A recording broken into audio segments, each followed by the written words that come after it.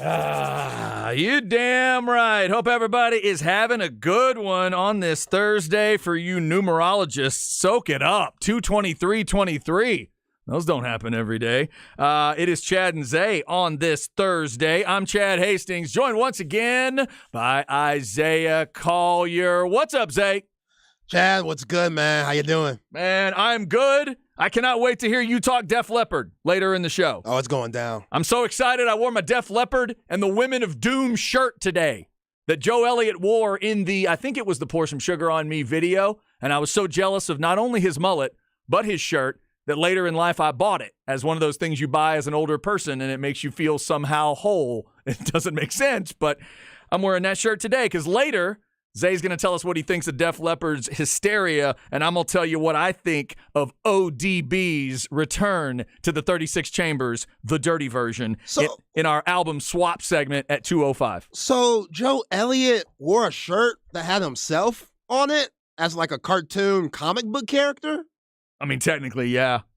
That's fire. I thought it was pretty cool. That's pretty dope. Yeah, and then torn up jeans and a jacket over it and stuff. He looks so cool. I wanted to be Joe Elliott really bad in the late 80s. I did. I admit it. I wanted to be Joe Elliott. Your hair was kind of there. The hair, I tried, but it wouldn't. His was all curly and perfect and wavy, and mine was just awkward, and it was wrong. You should have got some white folk soul glow. Yeah, I didn't. I don't know what that's called in the 80s. I don't. It'd be great if it was called White Folk Soul Glow. Like if that was the name of the product. Try White Folks Soul Glow. I can't even say it. Soul glow. Just let it shine through. But then you got to have a key line where the white guy leans in and says, "Just let your soul glow." You know, say it really, really dorkily.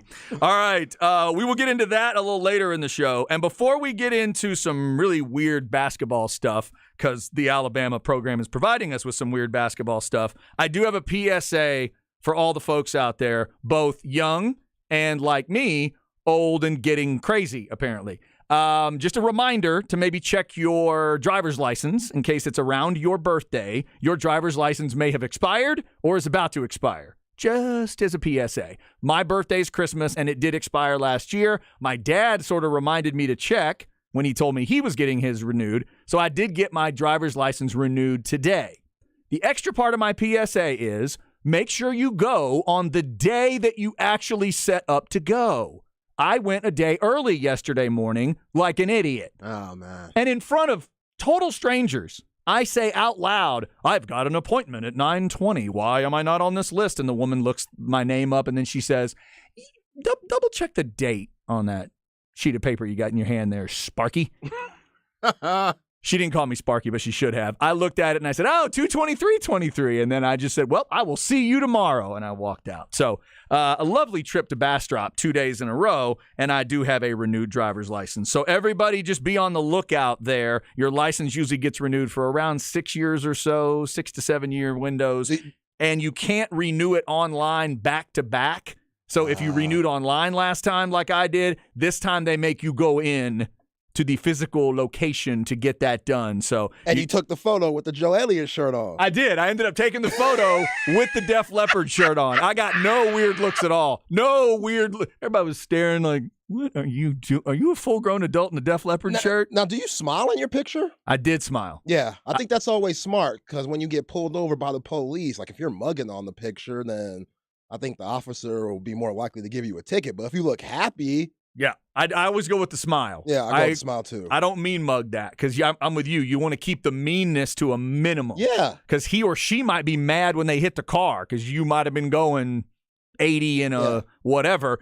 And so they may be angry to start with, but yeah, you hopefully can disarm them with your smile. Yeah, I mean, I know this doesn't count for you anymore, but I got a couple more years left where I give, the bouncer my card and they check it and say, you know what? You look like a nice guy. Come on in here. Oh, look at that. You're still getting carded? Still getting carded. That's nice. Yeah, my wife loves it. She loves to get carded. She'll let me know about it too. Yeah, I'm now past that age where if I'm in a Specs getting some Tito's vodka or if I'm in a bar and they actually say, can I see your ID? It's like they said, do you want a bag of money? Yes. Oh, yes, you can see my ID. And I usually give them my grandmother's answer. Bless your heart. Bless your heart. Bless Yes, your heart. yes, you can see my ID. I am freshly 21 and then some. All right, so there's my PSA. Just double check those driver's license out there for you, and know what day it is. That's also helpful. All right, Chad and Zay with you on this Thursday. We'll get into some NFL stuff at 12:30, including maybe the off-season NFL story of all off-season NFL stories. Because you know it's the offseason if we're talking about a quarterback coming out of a darkness retreat. We will get into that. Obviously, lots of Longhorn stuff swirling around these parts with the basketball team, men's basketball team getting ready for the big matchup in Waco, and the women's basketball team getting ready for a first-place clash in Norman. Ladies and gentlemen, I'm going to tell you for sure. Now, I've been to both locations, not for a men's game in Waco. Or for Norman, for that matter. I've been to women's games, packed and energetic games in both venues. And that hatred for Texas is a special ingredient, It's Zay. thick. Have you ever been to the Farrell Center for a game? I have not. Oh, my God. That place, full, special environment. And the Norman thing, it's just it just crank it up just an extra level. Can't wait for those two games. Yo. I can't wait for it for Texas fans. If you're a Texas fan, you got to be excited about both. You're in a first-place discussion in both cases. Your basketball teams are playing really well right now. Vic Schaefer for the scouting report on Oklahoma. Big-ass billboard. Do not let Taylor Robinson's country self shoot the three. That's number one? No, yeah, that's number one. That's the number one thing on the list. She's Cha- like all-time three-point leader in women's basketball. So chase her off the line? Please. Get her off the line. Yes. Okay. That's she was number one. Yo, she been shooting at the barn since she was 4 years old. Want to make sure she does not take over. Yeah. Now, speaking of taking over, and teams that wear crimson for that matter, last night somebody took over that once we can sift through this story, this may end up being a pretty impressive, I guess, part of the story. Because yesterday we were talking about Alabama and this, horrible story where a young woman is dead, a 23-year-old woman is dead, and certainly that needs to be the first focal point of this story. It's so sad. I heard Hard say yesterday, she's got a kid. Did you hear that part? Yeah, I heard that part too. My man is 5-year-old. He's 5-year-old. 5. Yeah. That is so awful, so terrible. Your thoughts immediately go out to that family and that little boy and everything that they're dealing with. You got a former Alabama player and another man accused of the murder and facing capital murder charges. They're getting into those depositions and into the case now. And yesterday we talked about Brandon Miller, the leading scorer for Alabama that is not a person of interest in the story, and there's some new information that's come out today. We'll kind of sift through that a little bit. But last night, Zay, we mentioned it. They were going to South Carolina. What kind of rudeness would he face? They chanted guilty. They chanted lock him up during the game, and he poured 41 in on the Gamecocks last night. And they needed overtime, by the way. His teammates didn't play that well. They went 1 for 14 from beyond the arc. Brandon showed up, went 41 strong, got him through overtime. They win the game, and they went in as the number 2 team in the country, so they'll come out of it, obviously, at least there, just behind Houston right now. But an amazing performance, Zay, considering everything. He is a freshman and was dealing with everything he's dealing with all this weird backlash from some folks, and he does that last night. The boy's got some serious dog in him. Just point blank. The fact that he could block out obvious distractions that there are and put up 41, like, it reminds me of when Kobe was going crazy after all the Colorado allegations that he had. Yeah. And he, like, used that as fuel. Like, oh, everybody's going to turn their back on me, when we're kind of finding out it's not as bad as it was, as we thought it was yesterday. Okay, well, now I'm going to go put all that energy out on the court. And he gave South Carolina 41 big ones. Yeah. If I'm an NBA scout, I know Victor Wembanyama's going number 1. I'd seriously consider this guy number 2, because clearly he's strong-minded. Clearly he's mentally tough. Yeah. And certain things outside of basketball, you might not have to worry about that as much, because this guy, dealing with everything he's dealing with, like you said, he's a freshman, only 20 years old. Right. And man, that performance he put up last night, very impressive. So they tip at 8 o'clock our time. 3.5 hours before that, Alabama puts an announcement out that says he would play and calls him an active member of the team. And they said, among other things, based on all the information we have received, Brandon Miller is not considered a suspect in this case, only a cooperative witness. And then additional information came to light yesterday through his attorney and through the AD at Alabama, obviously the attorney being the most important source there, as some of the information comes out. We had talked about yesterday that ultimately he drove his car to the scene, and at some point a gun that belonged to Darius Miles was retrieved from that car, and that gun was used to shoot at this other car, ultimately killing this woman. Jamie Harris was her name. I think that's right. Jamie Harris. And so, but now the extra kind of information that's coming out, because people had thought, well, did he text him? What did he text him in terms of needing the gun or whatever? Now the information is he had been for about an hour trying to get him to pick him up, and Miller hadn't gotten there yet. Miller was on his way there when the text came in. And apparently, Zay, what I'm seeing as the text that's being referred to is a simple text of, I need my joint. Sorry, bro, I left the chronic at home. And they are saying that is a slang term for wanting his gun. He was referring to the gun as his joint, and he needed it. But Miller's already on the way. So instead of what we were kind of talking about yesterday, like, wait a minute, you're at wherever you were. If he's asking for that. Yeah, we thought he grabbed the gun. Yeah. Then brought it to him. Why would you take it to him if he asked you to? And then we also got into the discussion of, is this Darius Miles bringing his teammate into something? Not exactly. It's a little, I guess, a little more of a kind of gray area situation than that. But the bottom line for Miller here is they're also saying the lawyer and Alabama saying he never left his vehicle, was not involved in the collection of the weapon. And according to his lawyer, that he did not get out of the car and had already parked it when later on the Jeep that I believe ultimately this woman was in pulls up behind them. And then, so now they're even saying that Miller didn't intentionally block anyone's exit. Yesterday, you were talking about that element of it. Mm-hmm. We discussed it, that some people thought maybe he blocked his car, parked his car strategically to block in another car.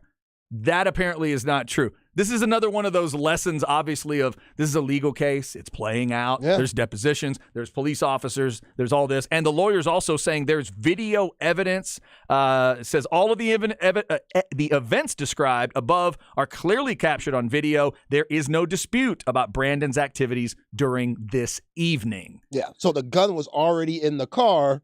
Like under some clothes. Under some clothes that he was driving. Yeah. While he was on the road, almost there, Miles texts and says, bring the joint, which... Yeah, I need my joint, which now we're saying, okay, that's slang for gun with what's happened. Yeah. But like I just said before, that could have been weed, something like that. Like, bring my joint, now it's okay. We're talking about gun, but... Not to be slang police here, but it's 2023. Do you think a college-age person is describing marijuana as a joint? Yeah. You think? I think some are. You think it's still, I need my joint? I think some are saying it. Okay. I don't know. I listen to rappers that say it all the time. Okay. To me, and I have not or ever been in that realm to know the nomenclature, but to me it feels old school. It is. That word just feels old school to me. So they're saying, based on their context clues, that is what he was texting. Yeah. And they may have also gotten Miles to admit that to them. When you texted him this, what did you mean? Right. Oh, no, this is maybe what I meant. But ultimately, I think that now we're finding out more about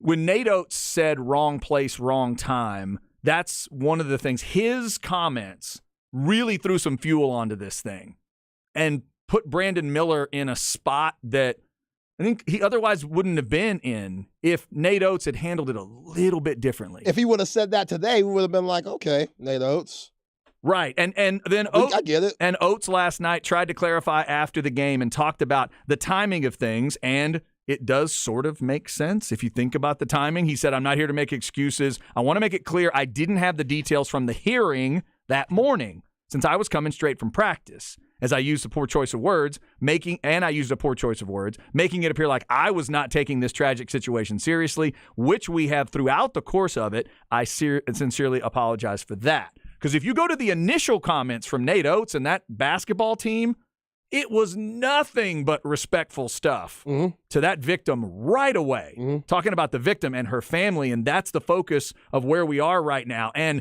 Darius Miles is no longer a part of our basketball team. Now, at that point, he did say nobody else on the basketball team was involved. Right. And he didn't go into the specifics of that there was another player that was sort of not attached to the story, but just in the vicinity, I guess, is how you would say it. Yeah. I apologize to Brandon Miller. We ripped him yesterday because we didn't know everything that went on. And yesterday I said, man, what kind of teammate are you, Brandon Miller, if before us thinking that he asked, okay, bring me my joint. Brandon Miller said, okay, I went and grabbed it wherever the joint was, in the safe, in the drawer, in the closet, got it from there, put it in the car, then left it. But that's not what happened. Right. I had no idea the gun was in the car at all. And then somebody else texted this. I hadn't heard this part. I'm not sure if this has been a part of the deposition yet. Somebody texted, they said he had not read the text. Now, that would obviously be a whole nother level. The fact that the text was sent as he's driving is a big part of it. It's huge. But then the idea of, again, he could have texted anything at that point, especially if he didn't read the text. But even though he's driving over there, it could have been, hey, man, I need that book. I need my coat.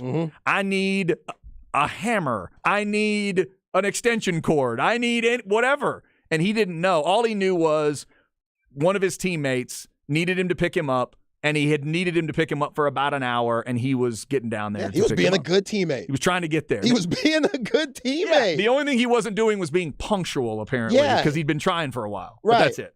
And he was driving. He wasn't even texting and driving. That's why he didn't see it. He's driving the car. If he would have looked at it, that would have been wrong. So the 6'9" small forward, Miller, highest-ranked NBA prospect playing in college this season, as Zay has talked about. It's Wembanyama. It's the dude. Scoot Henderson, yeah. That's going through the G League route. There's a couple other, like, overtime type guys, which is kind of like the G League, the overtime league, like the Thompson twins, Azure and Amen Thompson. Both of those guys might go back to back. They're around 6'6", stupid athletic. But I think Brandon Miller, like you said, he might be the top college basketball prospect for the NBA. Yeah, so hopefully this is something where, and again, an incredible performance last night to be dealing with all those things. But if we're hearing this information and you're trying to be as fair as you can be, innocent until proven guilty. In this case, they're just calling him a witness here. And they're saying that when and people have asked about also the bullet holes that ended up in his car, in his windshield. The story that's coming out from yesterday is that once the shooting began, he took off. He did what a lot of us would do. Yeah, run away. Get away from the bullets that seem to be flying. And good for him that he did. Obviously, if he'd been sitting in that car. Yeah, who knows? I mean, there's obviously the absolute worst thing could have happened in terms of him. So the horrible loss of life is obviously the place you continue to start and end this story. It's such a sad version of the story, a sad story for that woman and obviously her family. But ultimately, it would appear that Brandon Miller is not a part of this thing until some other evidence would come up. But they're getting into that trial now. And as of this point, you would assume Brandon Miller is still going to be playing for Alabama. So that's kind of where that story is right now. If you have thoughts on it, Specs text line 337-3776. Let me renege on what I said yesterday about picking them in the tournament. If he gonna use this as fuel, boy, they that Final Four team again, Chad. Because, man, you got to have a different type of mental toughness to do what he did. With everything going on, we know he's not guilty and stuff. Still, yeah, that was so impressive last night. Hit the game-winning layup to win the game. Yeah. Like, wow. Somebody texted, the dude should not be playing. He knew what the hell he was doing. You can't say he didn't. Well, yeah, they can. I mean, they're putting the story together here that they can. His lawyers are saying, and the police are laying this out. The police are saying this dude reached out to him via text for him to bring him the gun. But they've looked at the timeline of it, and they're saying he was already on the way. Yeah. Again, he's already on the way there, and he ain't even say gun. Like Brandon Miller, he could be very naive and not be in the know and be like, what the hell is this dude talking about? And then again, when, did he get the text or not? And if it is a legally owned firearm, which I think I read yesterday that it is a legally owned gun. It's Miles' gun. It was legally his. You're in the state of Alabama. Yeah. And your boy is a gun guy. He's got a gun. I have friends that have guns. Now, I don't know if there'd be a situation where one's in my car and they're saying, hey, man, come pick me up. And then on the way, hey, man, by the way, I need that gun. That is a little strange. But, again, this is somebody else's world. Right. That I'm not. You're right. The notion to automatically go to, well, he knew what he was doing. See, that's where I think we've just all watched too many cop shows. Yeah. Because we've watched all too many of the shows that my wife likes to watch all the time where everybody's a criminal in the show. We can't assume that this dude could have even dreamed of the idea that somebody was going to die down there that night. Yeah. You can't automatically assume that. Like, how many times did you have friends that you let in your car and stuff, and then a couple of weeks later you clean out your car and you find just trash from that night that your friends rode in it? And you're like, oh, they left this, they left that. I know leaving a gun is different. Oh, sure, yeah. But still, you're not checking your back seat every time you get in. Be like, I wonder if there's a gun in. I wonder if one of my teammates left their joint in my car. Yeah. See, the sort of normal version of what should have happened would be they go through a normal night and then he finds out the gun was in his car under some clothes, and he says to his guy, dude, take care of your gun. What are you doing? What's your gun doing in the backseat of my car under clothes? Like, yo, I'm only here for another 3 months, if that. Yeah, help me. I'm not trying to deal with this. Please help me out. You think Wembanyama's friends have guns in his car? Nah. We hope not. Stop it.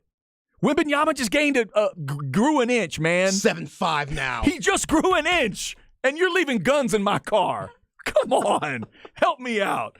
Good grief. All right, so we will hope for the best for Brandon Miller, and we will hope that information is correct, and that he did not know exactly what was going on there. And again, they have not believed they can charge him with anything from the very beginning. The DA's office, we talked about that, said that a few days ago. So that's the latest on that crazy story. We'll continue to follow Alabama basketball in that they are one of the best teams in the country. They'll be a team to discuss, certainly, as we move along, and you would assume Brandon Miller still gets to play. Up next, let's talk some NFL, where Aaron Rodgers is back in the light, but will he be back in Green Bay? And Denver has picked its DC, which means this guy may have to go back to TV. This is The Horn.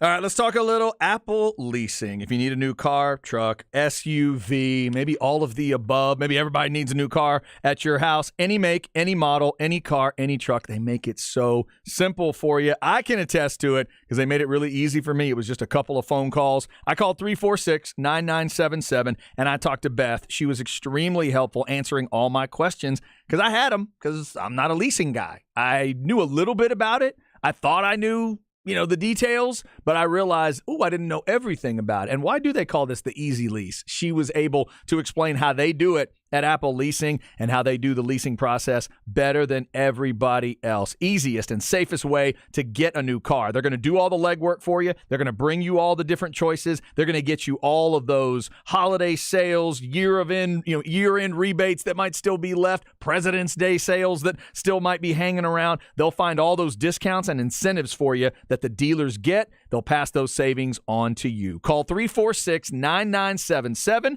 Be sure to tell them you heard about it here on The Horn. 346-9977 or go to appleleasing.com.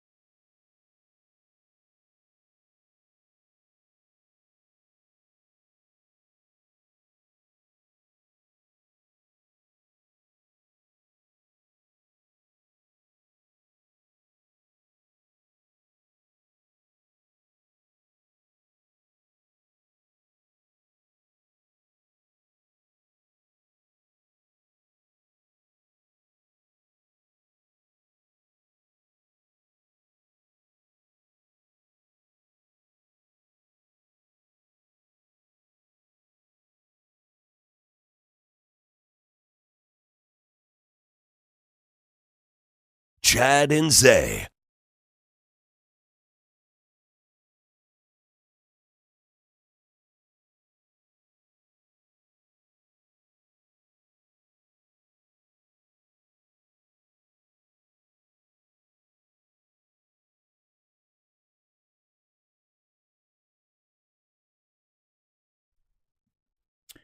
Chad and Zay getting started on a Thursday. I am not familiar with the song itself, but that sounds like Peter Gabriel to me. No. It's the only name that... Oh, wait, hang on. Is that Eric Clapton? No. All right, I'm out. Steve Winwood. Oh, I was in the neighborhood. Oh, I was there. I was so close. Great voice, though. My bad to you Steve Winwood fans. Steve Winwood, what a badass. All the way back to, he was like 14 or 15 when he got started. What? Yeah. Eric Clapton tells a story about whichever part of England, they were in different parts of England, and they heard about this kid. And at 15 years old, he could perfectly imitate Ray Charles.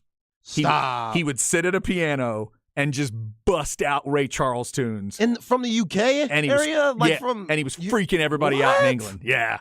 Because that was, by that time, man, certain things, when things would cross the ocean certain ways, and there was some of that American music, man, it got in the soul of those British folks. I love stories like that. Oh, I do too. That's one of my favorite things, man. And hearing Clapton tell that story years ago, I was like, that's cool. And then they played a little bit of it, and you can hear that in Steve Winwood's voice. I can hear the soul in this. Yeah, he's got a great soulful voice. If you're looking for that soulful side that you might not expect, Steve Winwood's got it, man. He was in Blind Faith for a while. I think he was in the Spencer Davis group for a while. I think was he in John Mayall and the Blues Breakers? I'm not sure if he was in that group or not. Steve did a lot of stuff, had some pop hits in the 80s that people remember, but even those, if you go back and listen to Higher Love and Back in the High Life and stuff, just a great quality to his voice. See, Steve Winwood, he could sing the jingle to White Soul Glow.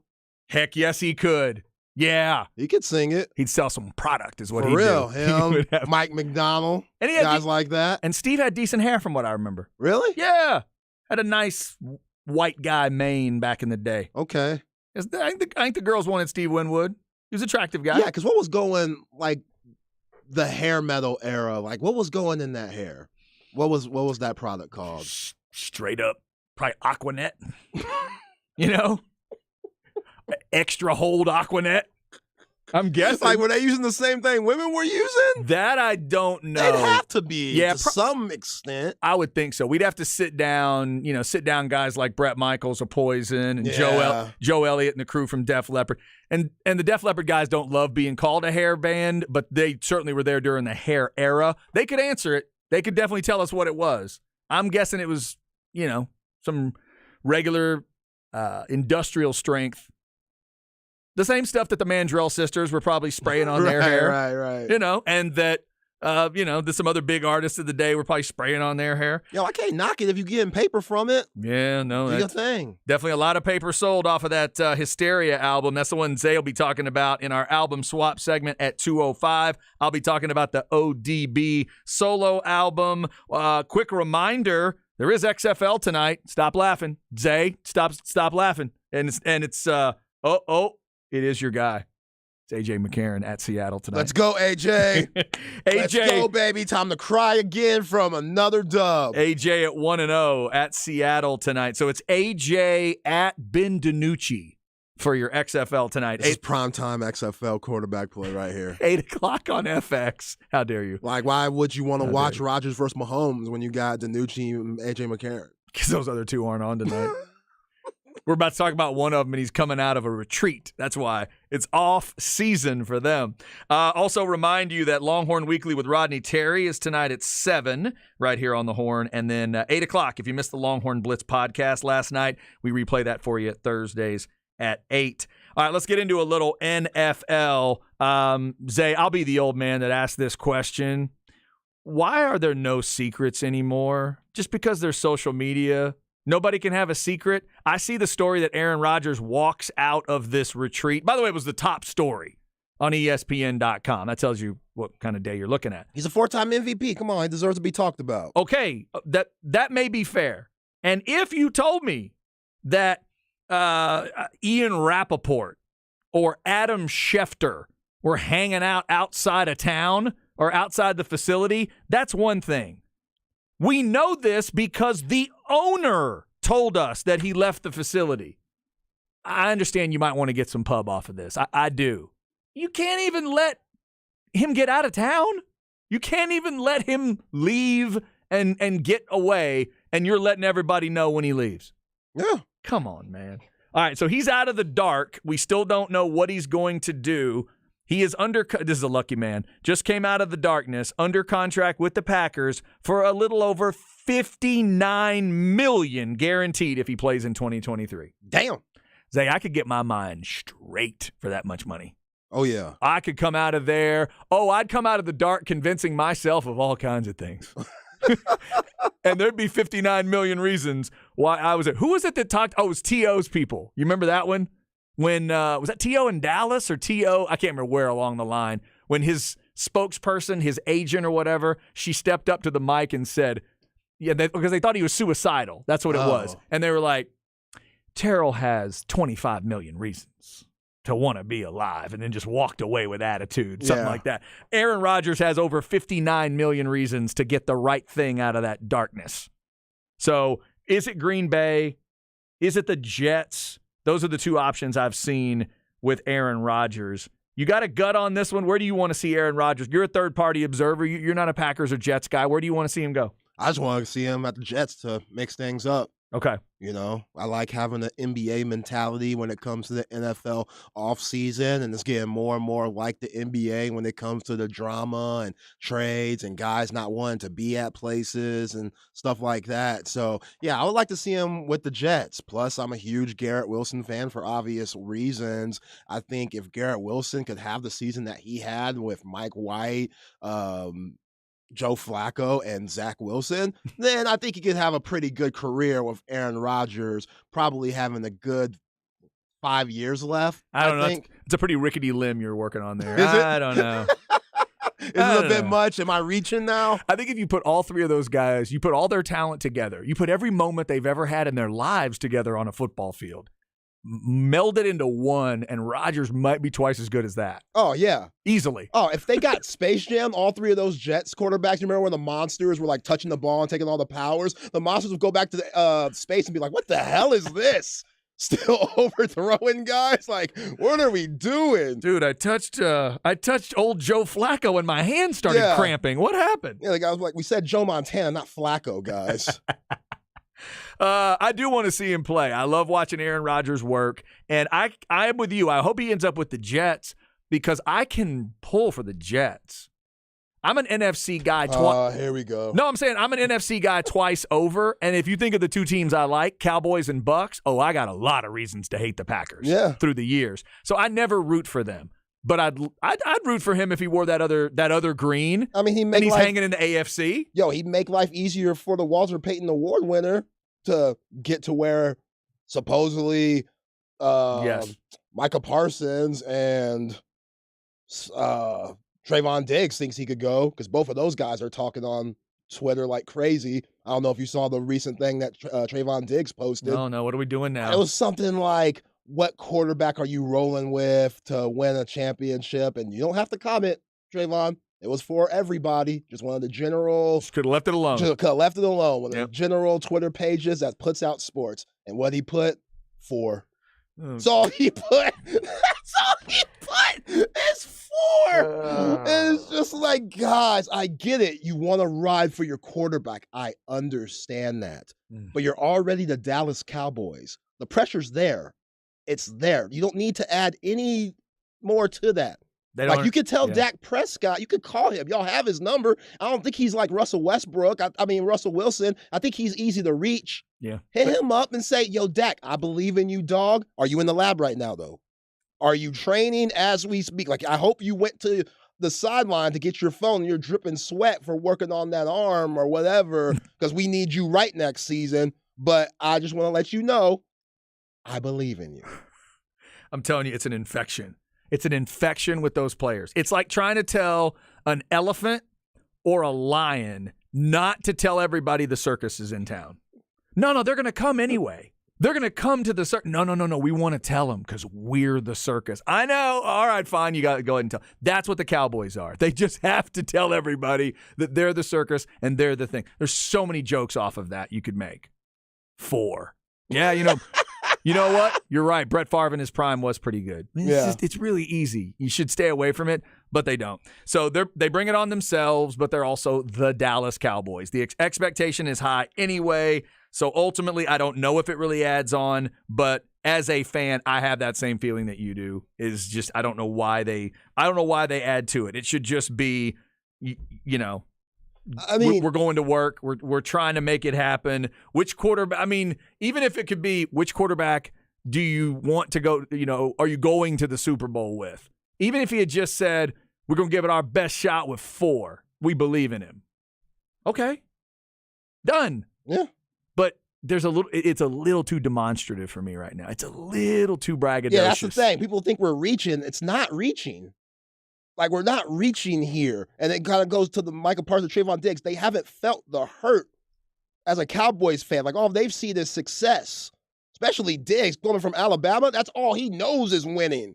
Playing under Nick Saban and winning national championships and stuff. And now both of those guys not being in the league very long, all they've seen is really success with the Cowboys. Michael Parsons, 12-game seasons, both the 2 years he's been in the league. So they think they're so close. And if Aaron Rodgers leaves, they are closer. They really are. Yeah. And that's where I would ask the question of Trayvon Diggs. You were at Alabama and you won a national championship, correct? Okay. You know what close feels like because you got there. Does this really feel close? And then if he told me yes, I'd guess I'd just have to walk away. Because I don't know what it feels like from the inside. Yeah. But I would tell him that from afar, watching his Alabama team versus watching this last year's Cowboys team, it just felt different to me. I love the confidence, though. Yeah. You can't knock their confidence. You got to believe. You got to believe. Yeah, but I do not, as a fan, want them thinking, well, Chad, we're just going to give it our best, and if we're 8-9, so be it. That'd get them ripped too. Yeah. So you got to find that balance. I get it. So Aaron Rodgers is out of the retreat. We'll see where he ends up. Yo, did you see the room? Did you see the retreat, though? I did, thanks to you. You sent me the pictures of this. So I'm assuming the light we see is just because of the flash. Because of the flash that was taken. It looks like, It's like candles in there and stuff. Pretty nice room. There's a couple of nice scenic shots, too, to let you know kind of where it is. And, yeah, I guess, you got a bath in there. You got a If what I'm seeing in these pictures is the lighting in the room, then that's not really a darkness retreat. Right? It looks very peaceful. But I think what we're seeing is the flash from the picture. You know what I mean? I mean, they've got to they probably need to take flash photography so you can get a sense of what's in there. Like, I'm a big Yellowstone fan, and they made one of the Dutton sons do like this Native American ritual where he just goes out in the middle of the nowhere and just stays up. And they put him in a little circle, and he's by trees and stuff in the wilderness, and you'll see wolves and stuff. That's what I had in mind. Oh, okay. Like, when I was thinking, I knew he was going to be indoors somewhere, but I thought it'd be a little less peaceful than this. This looks nice. Like, this kind of looks like where I kind of want to take my wife to our honeymoon. And where are they? Oh, Southern Oregon is where it is. Yeah. Southern Oregon, if you're interested in this retreat. And I'll go ahead and give the owner what he wants. Sky Cave Retreats. Go ahead and look that up if you are interested in the darkness retreats. Aaron Rodgers back out of that situation. And the Denver Broncos have picked their DC. And looks like Rex Ryan may have to go back to television because Vance Joseph is going to take that job as the DC. And Zay, that shows me some serious... That's some serious humility because Vance Joseph was the head coach of the Broncos. Now he'll go be the DC with Sean Payton. I kind of like the stuff Sean Payton's putting together. If he can figure out a way to find that old Russell Wilson, that team may turn into a team again. Yeah. We'll see. Yeah, you definitely got to swallow your pride, and shout out to Vance Joseph for doing that. Obviously, him and Sean Payton have a really good relationship. He obviously loves the city of Denver. He probably still has his house there. So, yeah, it made sense for him. And now he doesn't have to deal with the pressures of being the head coach. He could just focus on the defense, and it's a pretty good young defense. That's an interesting point. I hadn't thought of him still having the house, but he was there in 27 and 18. Oh, yeah, so that's still there. The crib's still there. might just, yeah, that's true. Might even not have to worry about it. And yeah, they do have some talent on that defense. Ooh, I forgot Randy Gregory ended up there. I just pulled up a depth chart here. Huh. Surtain at the corner, Kareem Jackson, Justin Simmons at safety. Yeah, Justin Simmons Of is course. underrated. Yeah, and I forgot Randy Gregory was there. So some interesting names to keep in mind as Vance Joseph takes that DC job in Denver. All right, coming up at 1:05, our man Jeff Howe from horns247.com, the Longhorn Blitz podcast, and Light the Tower joins us to talk some Longhorn stuff. Up next, speaking of Longhorn stuff, in the crap bag, I will tell you my favorite thing from the crap bag perspective that CDC said this week for all you Longhorn fans. I'll tell you what you should really be getting excited about. I haven't heard it talked about enough. I'll tell you what it is next on the Horn.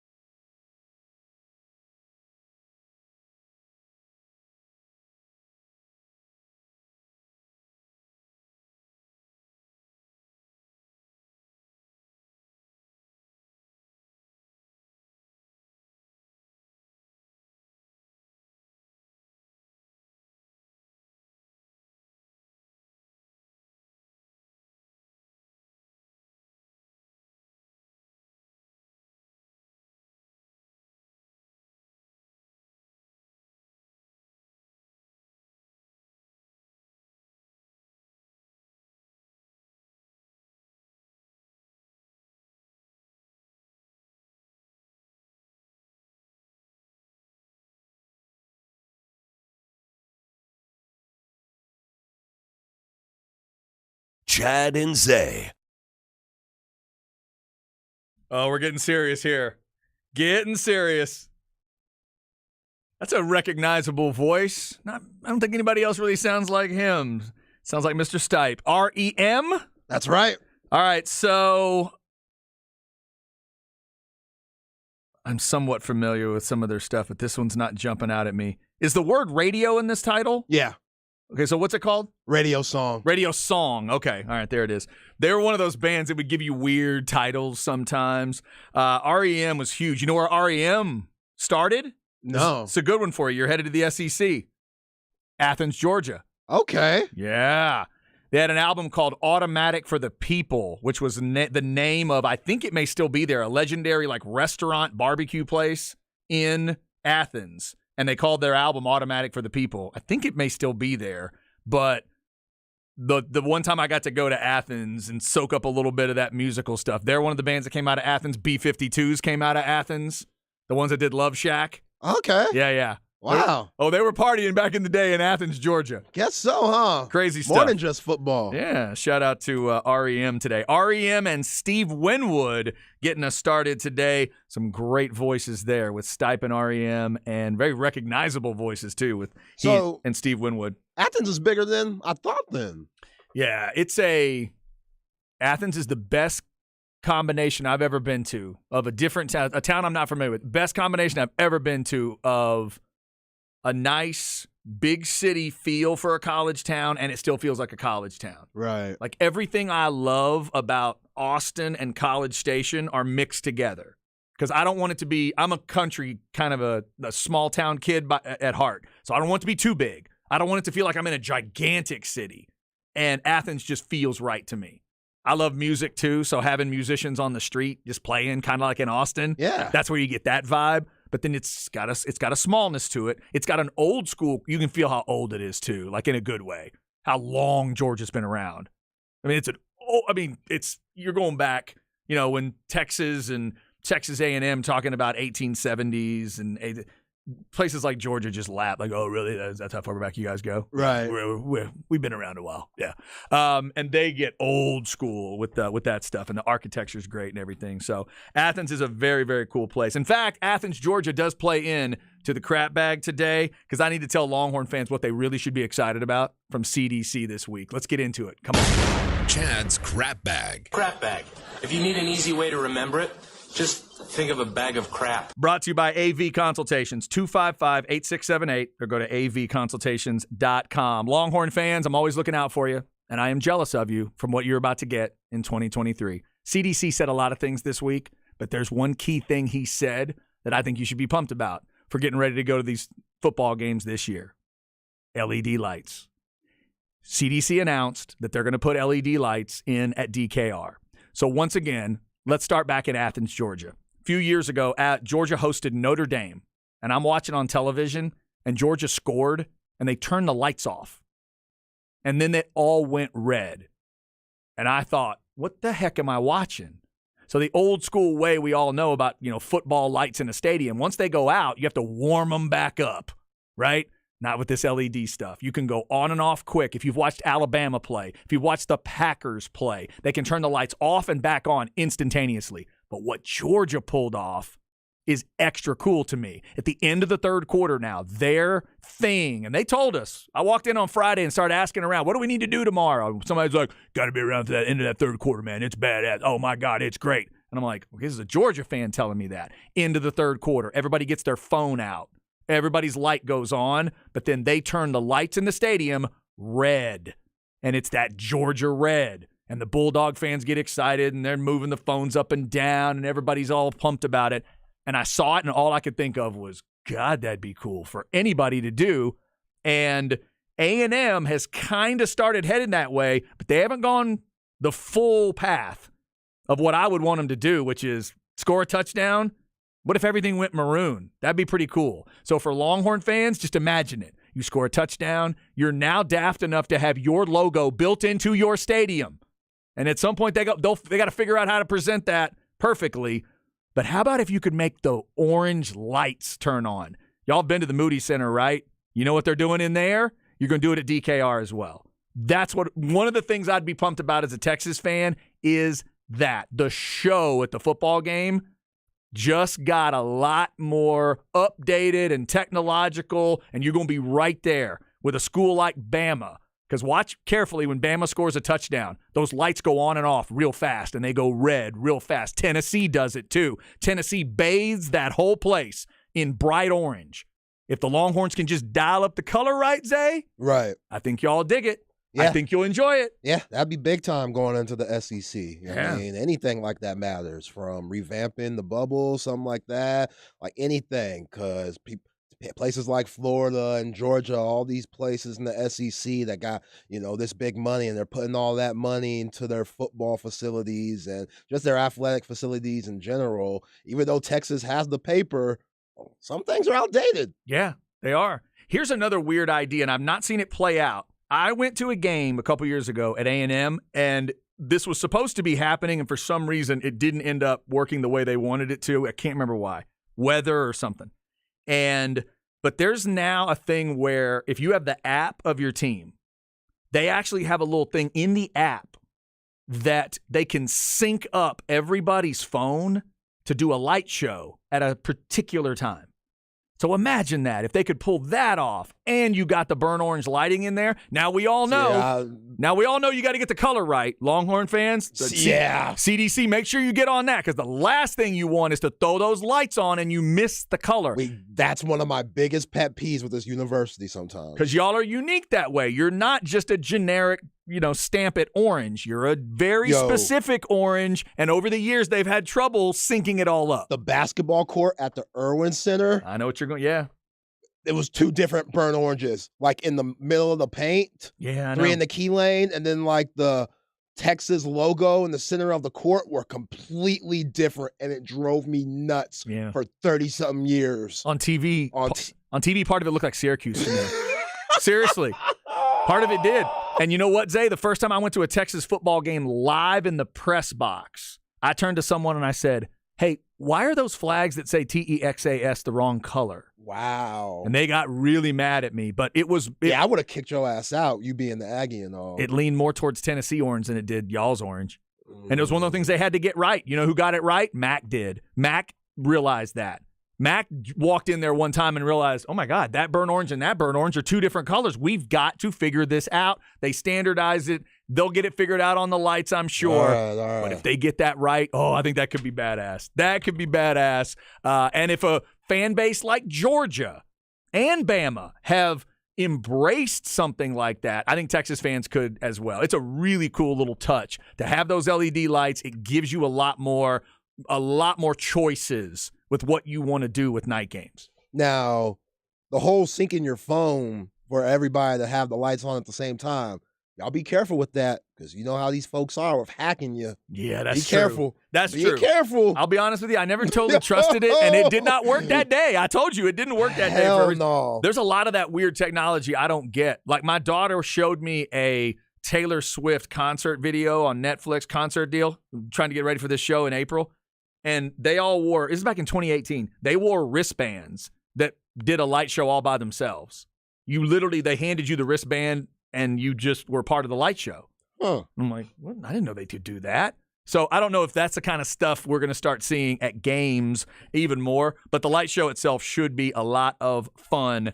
So that was one thing I did enjoy from CDC this week. Coming up, we'll talk more about what CDC had to say this week with Jeff Howe of Horns247.com. Remember to check out the Longhorn Blitz podcast. We'll replay that for you tonight at 8 o'clock. And, of course, he's on Light the Tower every morning, 10 to 12, right here on the Horn. We'll talk to him about that. This basketball team, he's headed over to a baseball availability today to talk about that team facing Indiana this weekend. We'll hit all of it with Jeff next on the Horn.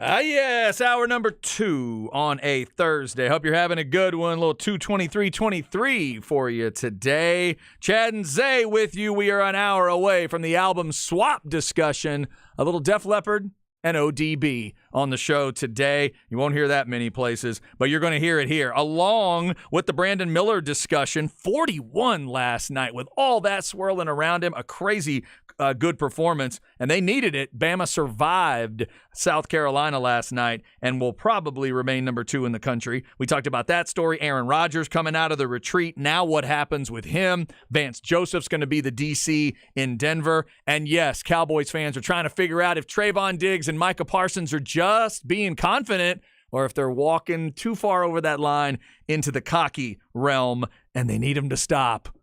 Well, we've gotten plenty of texts on both sides of that today. 337-3776 is your Specs text line. Coming up, the Flex segment at 1:30, including some of the basketball stuff, Wednesday Night Flex from last night, and more offers and visits from local talent. Right now, let's go to the Vaqueros Cafe and Cantina hotline. Speaking of talent, he is one of our best. He is Jeff Howe, horns247.com. Check out all the great stuff there. Check out the Longhorn Blitz podcast. If you missed it, tonight at 8, right here on the Horn or wherever you get your podcasts.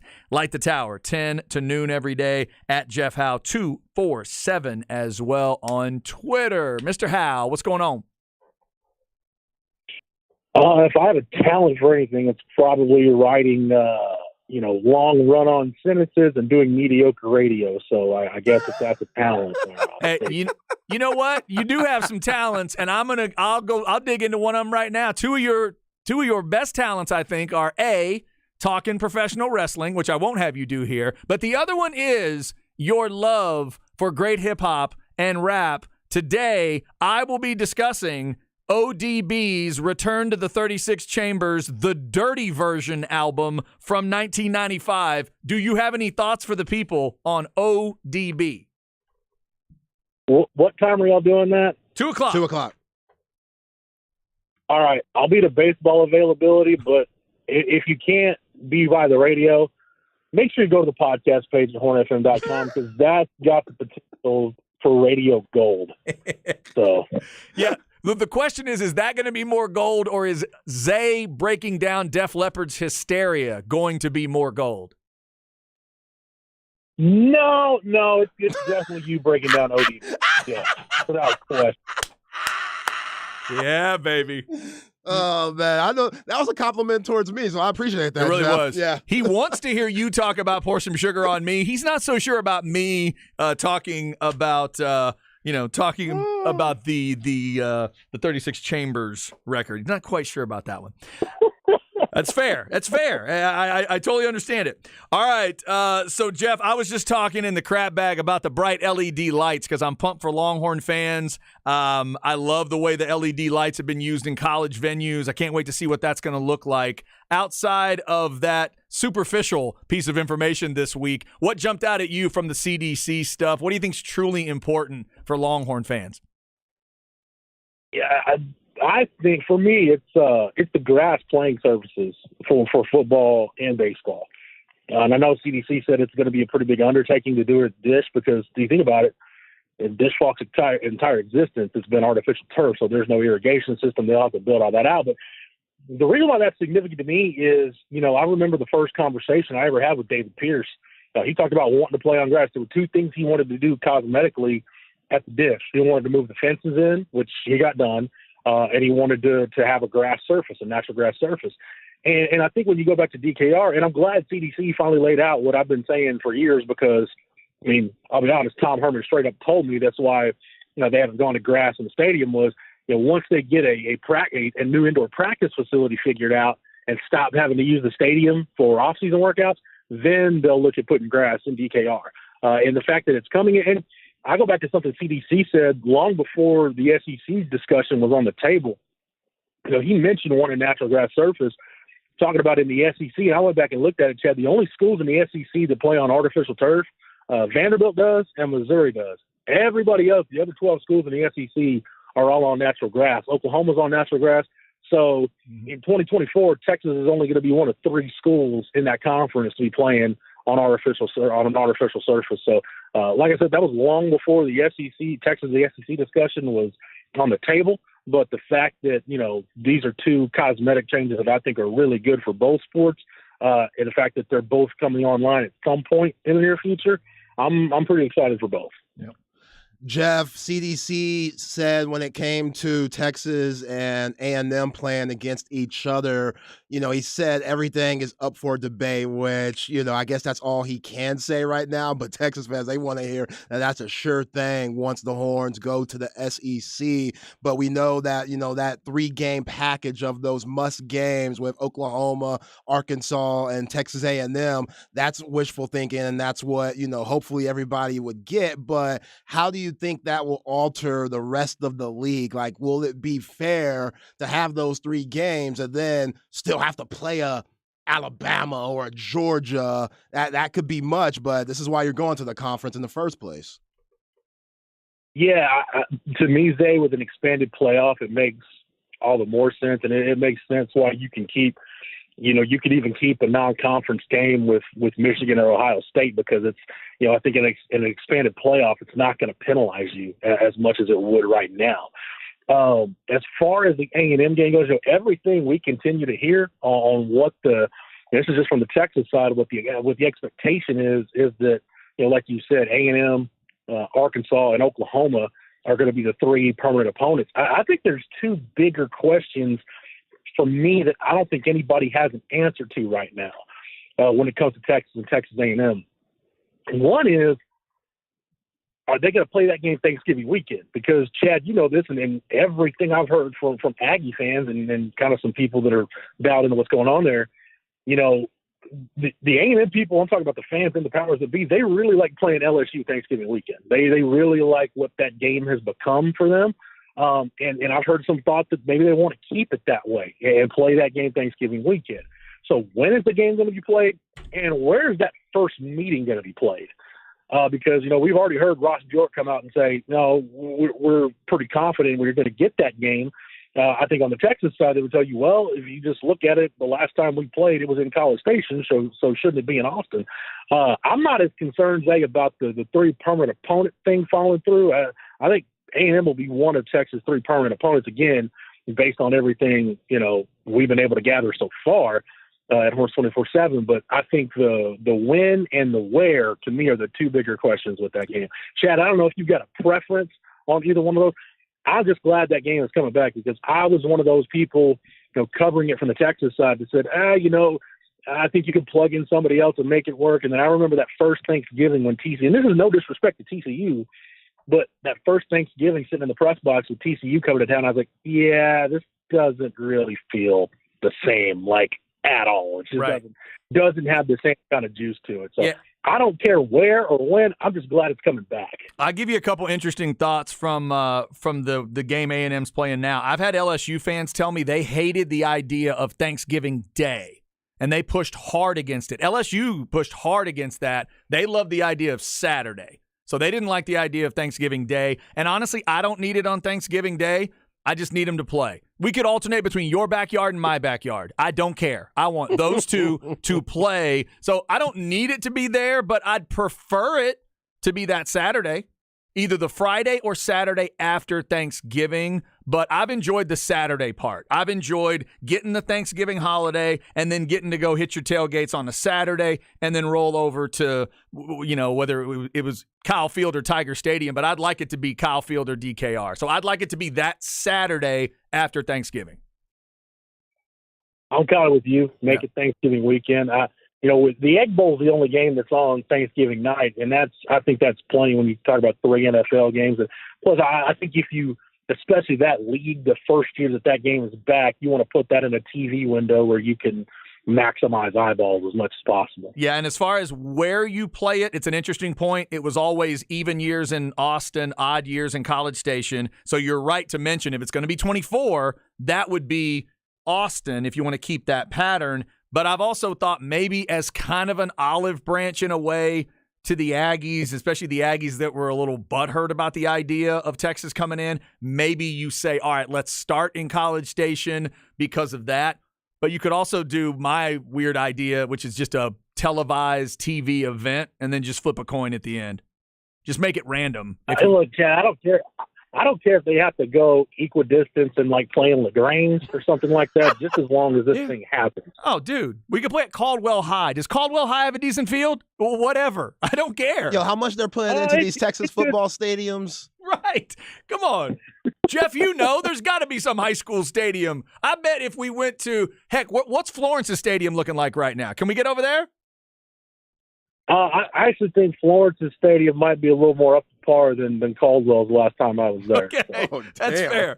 That's fair enough. I'll tell you what else was up to par. That Longhorn basketball team, they were up to par and then some against Iowa State. What did you make of the performance, and how much of it do you think was lightning in a bottle, and how much of it do you think they can carry forward now into these 3 games?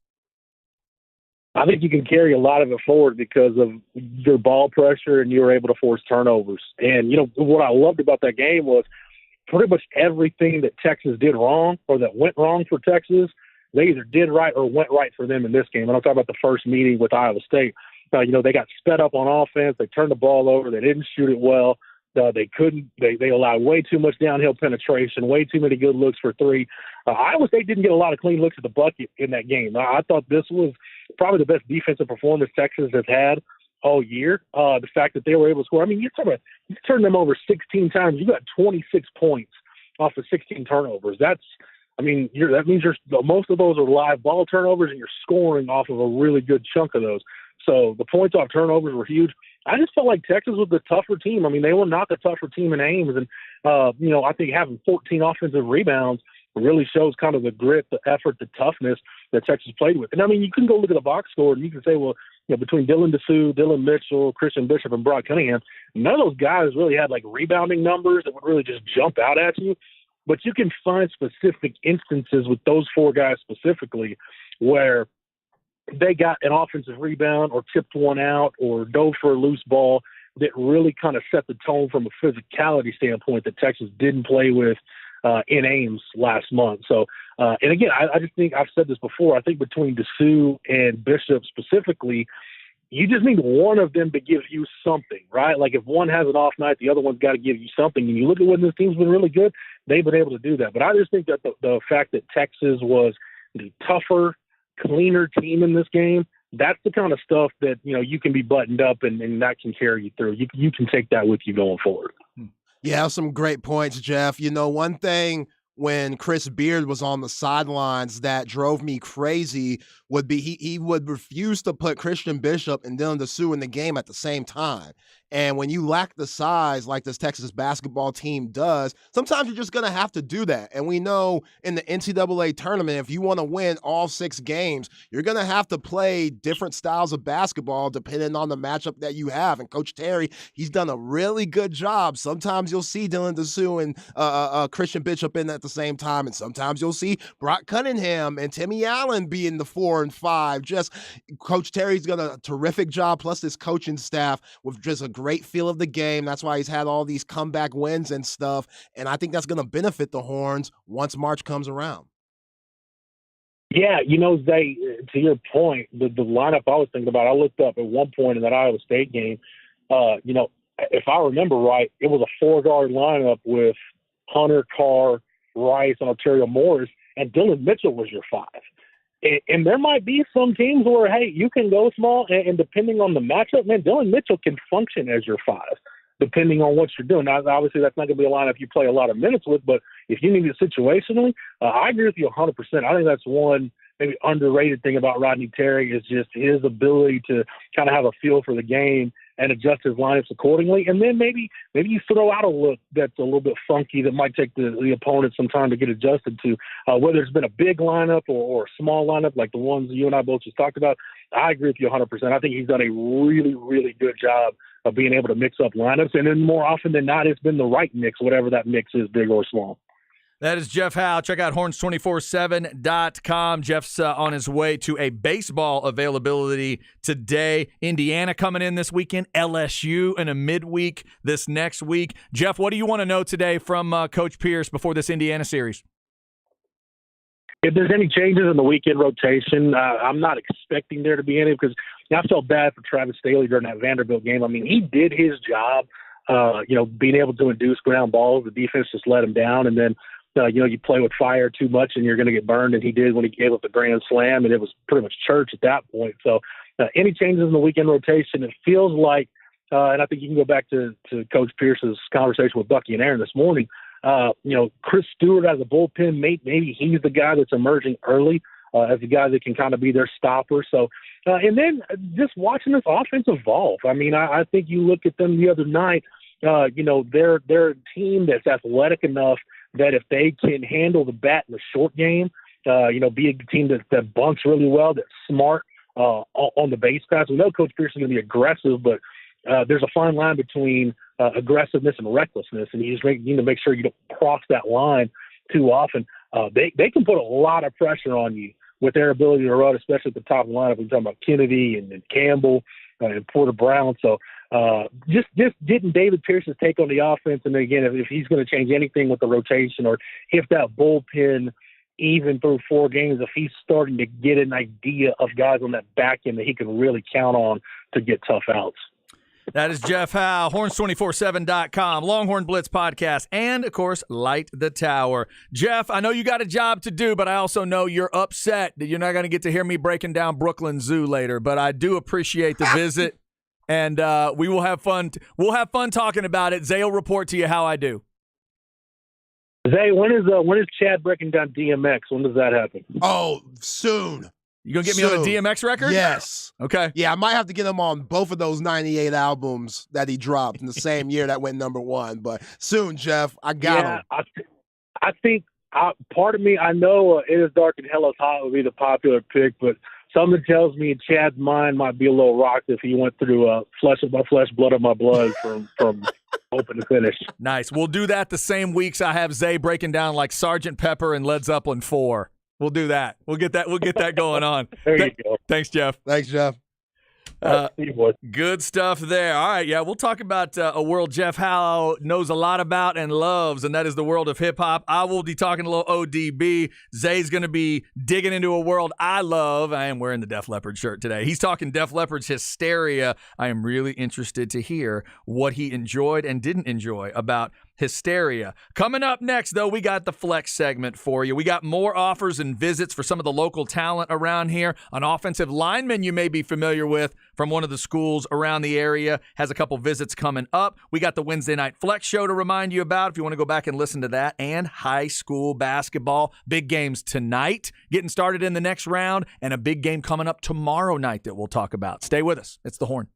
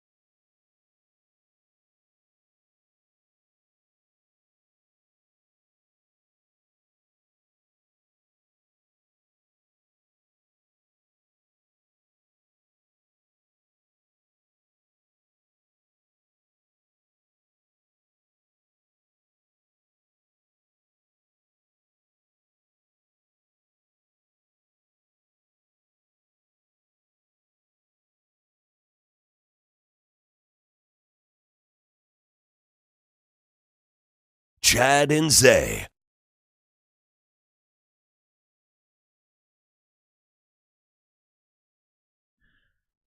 All right. Before anybody sings, is it Rapture? That's right. There's Debbie. Blondie? All right, so I've never asked a hip-hop fan this question. Does this song get respect in the world Oh, yeah. as kind of a foundational element? Does it get love as, hey, you know what, there's a little rapping in here, and that was a crossover thing? Yeah, when black folks hear this, they groove. Yeah? Yeah, Okay. they groove. It was a very cool, like, before, Aerosmith and Run DMC. Right, and right, right. Like, this is a really interesting thing that she went after. Because there's some Blondie stuff that almost has a disco vibe. This kind of has a disco-y vibe to it, right? It does. And then in the middle, she starts Fab Five Freddy and like starts going off on it. And I'm like, whoa, okay. Yeah, if you could play a song at the skating ring, black people usually mess with it.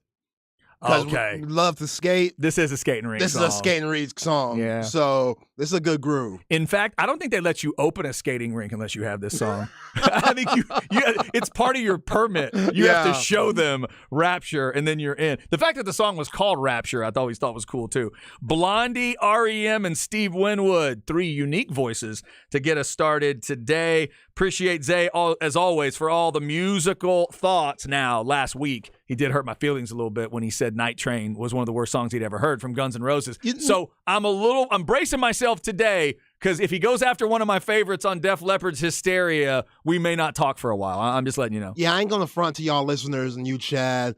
I need to go listen to Appetite of Destruction again. Yeah? Yeah. What Okay. I've realized with Hysteria, I need a lot of listens and takes. Like, it was our first one that we did. Uh-huh. We still had a lot going on. We're still coming off the Super Bowl and stuff. Okay. So it's now I can lock in and stuff. I need to go listen to Appetite for Destruction again because what I give them a You gave him a 7. 7.5. 7.5. Yeah.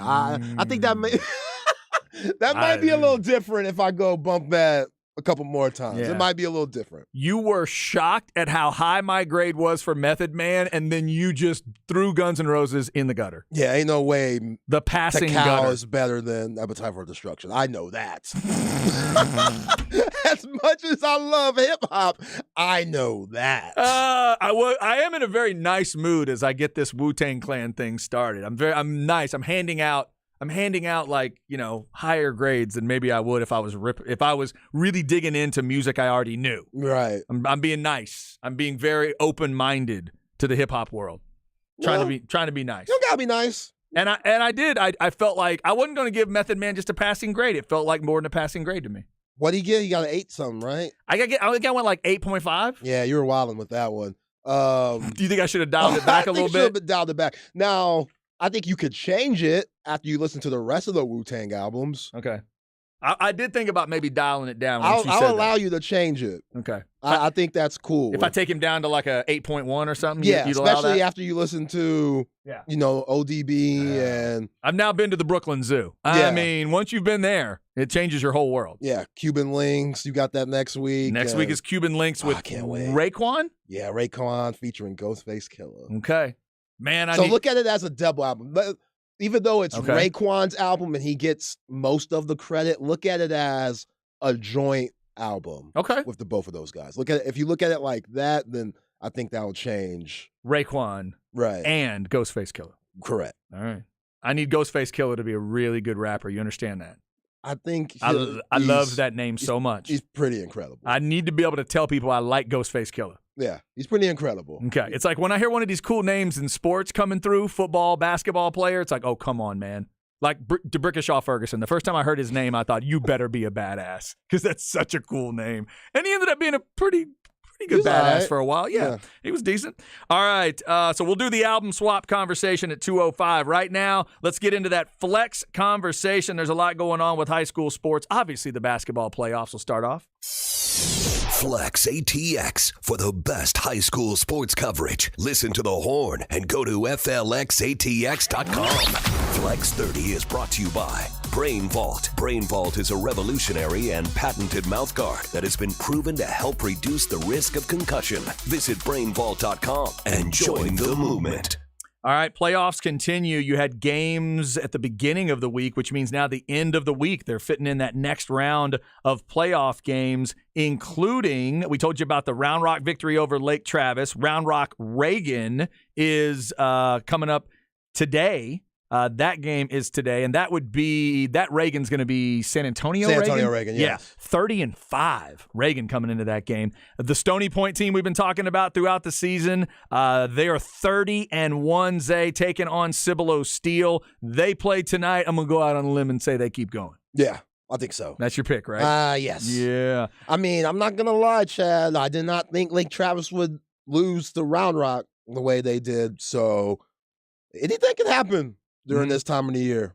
Yeah. Anything can happen. You have one bad game, team that you're not used to facing or seeing. A coach might not scout another coach as well. They might have a different game plan or a different style of play. Anything can happen. Yeah, and like I always talk about with the football playoffs too, it is so real. It's the truth. It reveals everything. But with basketball and not having a shot clock and the fact that you can change a game that much if you want to, and we had a final of 37-24 in the last round, but you also have games that are up in the 60s and up in the 70s.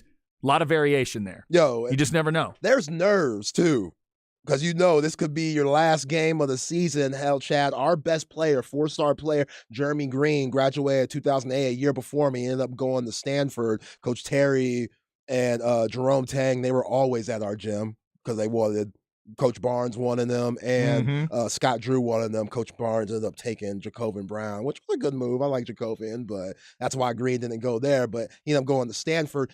He puked twice during our playoff runs. Wow. The year prior and then his senior year. Just trash can at the end of the bench stuff? Well, once he just puked on the sideline. And we had we had to wait for them to come mop it up and stuff. It's like, bro, you're about to go play big-time Power 6 basketball. Like, I get it. I'm nervous as hell, too. Yeah. Every pass I make, I'm hoping it ain't a turnover. But as you just have that feeling, then yeah, it could go the other team's way, depending on, these are just 16, 17, 18-year-old kids. Yeah, dude, I've told you, the state championship team Waxahachie had in football, the star linebacker puked before every game. That's how they knew they were ready. And Eric was a badass. I mean, he was such an animal at linebacker. He was made to do it.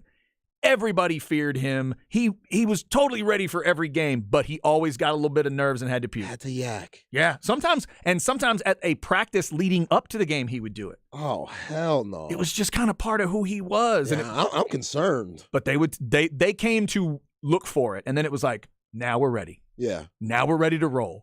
They always kept the trash can off to the side, practice, and before the game, ready to go. Best of luck to all those teams in the playoffs. If you missed last night's Wednesday Night Flex show, go check it out on our podcast page, hornfm.com. They talked to Stony Point star Josiah Mosley. If you haven't seen him, he's a damn good player, and he is going to be one of the reasons Stony Point advances if they do. Again, they play tonight. Also, Zay, tomorrow is San Marcos Westlake. Westlake just getting by Westwood. They're going over to your neighborhood. They're playing at Bowie tomorrow night. That's right. We got that brand new gym that's been open for a couple of years now. So, yeah, a lot of playoff games will be there in the upcoming years. Beautiful facility that they have over there at my alma mater. There you go. That'll be tomorrow night.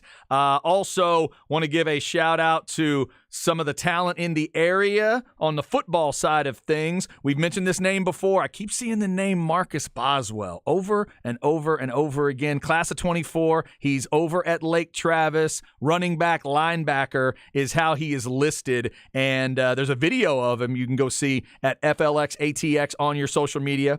FlexATX, follow him there and tag him and stuff, especially if you've got videos of something you want to get out there of all different sports. He's got offers from Colorado, Arizona, UNLV, UTSA, Tulane, North Texas, Texas State, Wyoming, and Southeast Missouri State, just to name a few. That's what I'm talking about. Talented guy out of the 24 class. Also, this, Zay, we were talking about the Dripping Springs guys ending up in Eugene, Oregon. How about this? Blake Frazier, offensive lineman at Vandegrift. He's class of 24. He'll be a big part of the Vandegrift team this year. Big 6'6" offensive lineman. He is going to take an unofficial visit to Oregon March 14th through the 17th. Why not? He tweeted it out. Hope that is a great visit for you, Blake. Also, Blake letting us know he's going to Michigan March 17th through the 20th. He's going to go hang with Harbaugh for an unofficial visit. So an offensive line prospect in the area, going to visit the Ducks and going to visit the Wolverines. Get Cool wine and stuff. dine, young man. Get wine and dine. Enjoy it, baby. Enjoy it. Tell you what, that's an interesting choice too, uniform-wise. As the crap bag, I would tell him, that's really the two opposite ends of the realm. Do you want to be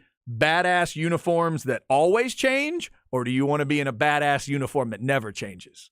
You'll wear it every single time, and you'll get incredible respect for it because it might be the best out there.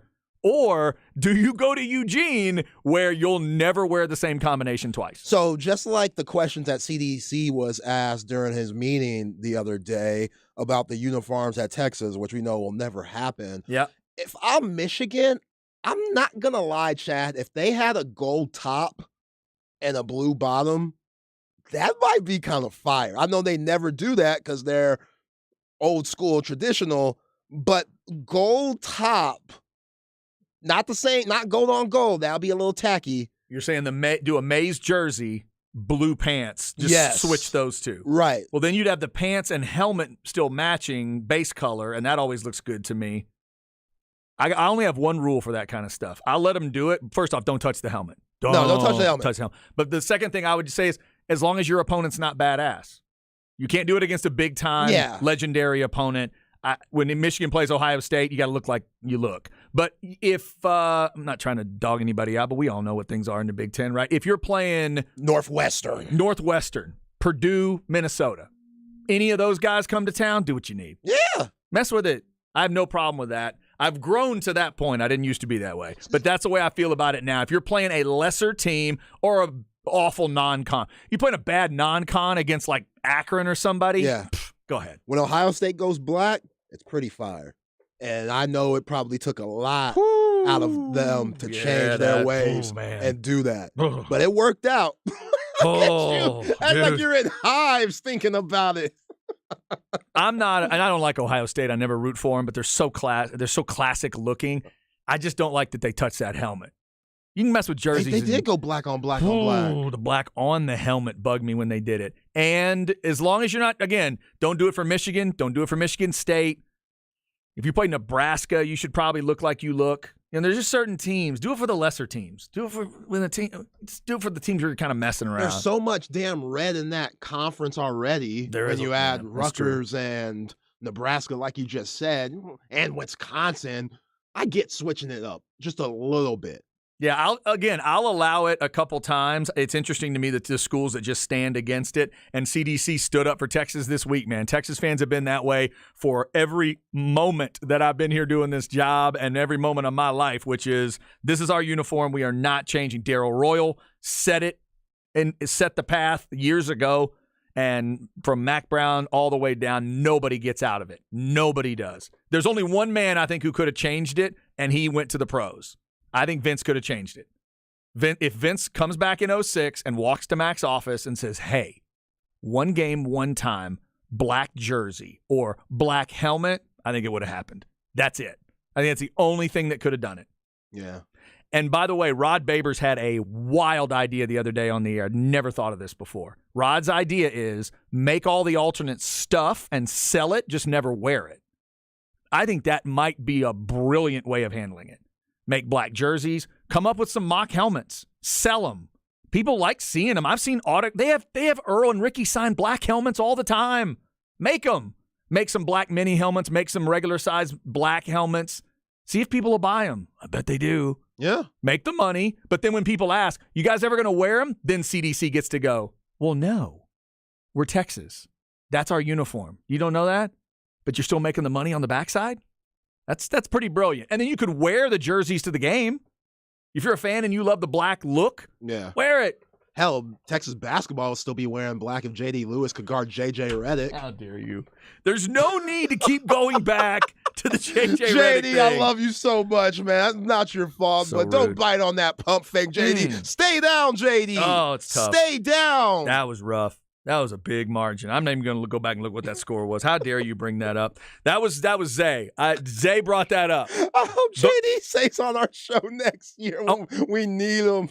I want to be clear on this tote board here. The Longhorn brought that up. The Aggie did not. Let's be clear here. The Aggie did not bring that up. The Longhorn brought that up.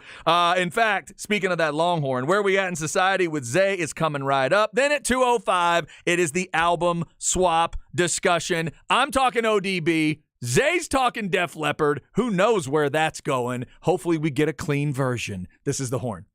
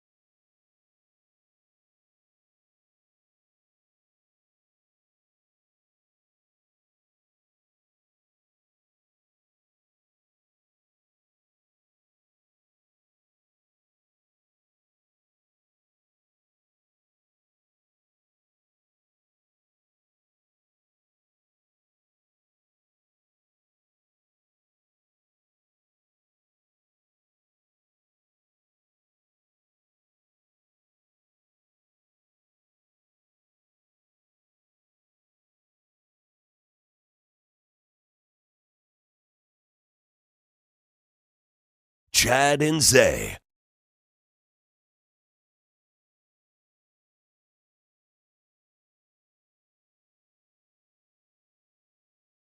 That's a great start to a song. That is a fantastic idea. It is Thursday. Chad and Zay with you. Voice kind of sounded familiar. It's a big time? Nah, No? All right, who is it? the Mary Jane Girls. Oh, this is way back. Okay. All Night Long, 1983. Mary Jane Yeah. Girls were founded by Rick James. Is that right? Yeah, you remember? Oh, Get it, Mary Jane Girls. Mary Jane Girls. Yeah. I get it. Yeah. They had a couple of hits. That's good. That is good. Of course, the group that he founds is going to be called the Mary Jane Girls. That's fantastic. The Mary Jane Girls, Blondie, REM, and Steve Winwood have all been a part of it today. Zay's got a beat coming up to start this third hour. Will it be something from one of our two albums? We'll find out. Album swap discussion coming up. I'm talking ODB and the solo album from 95. And Zay's going to be talking Def Leppard and Hysteria from 1987. Making me feel old that it's been that long since Hysteria came out.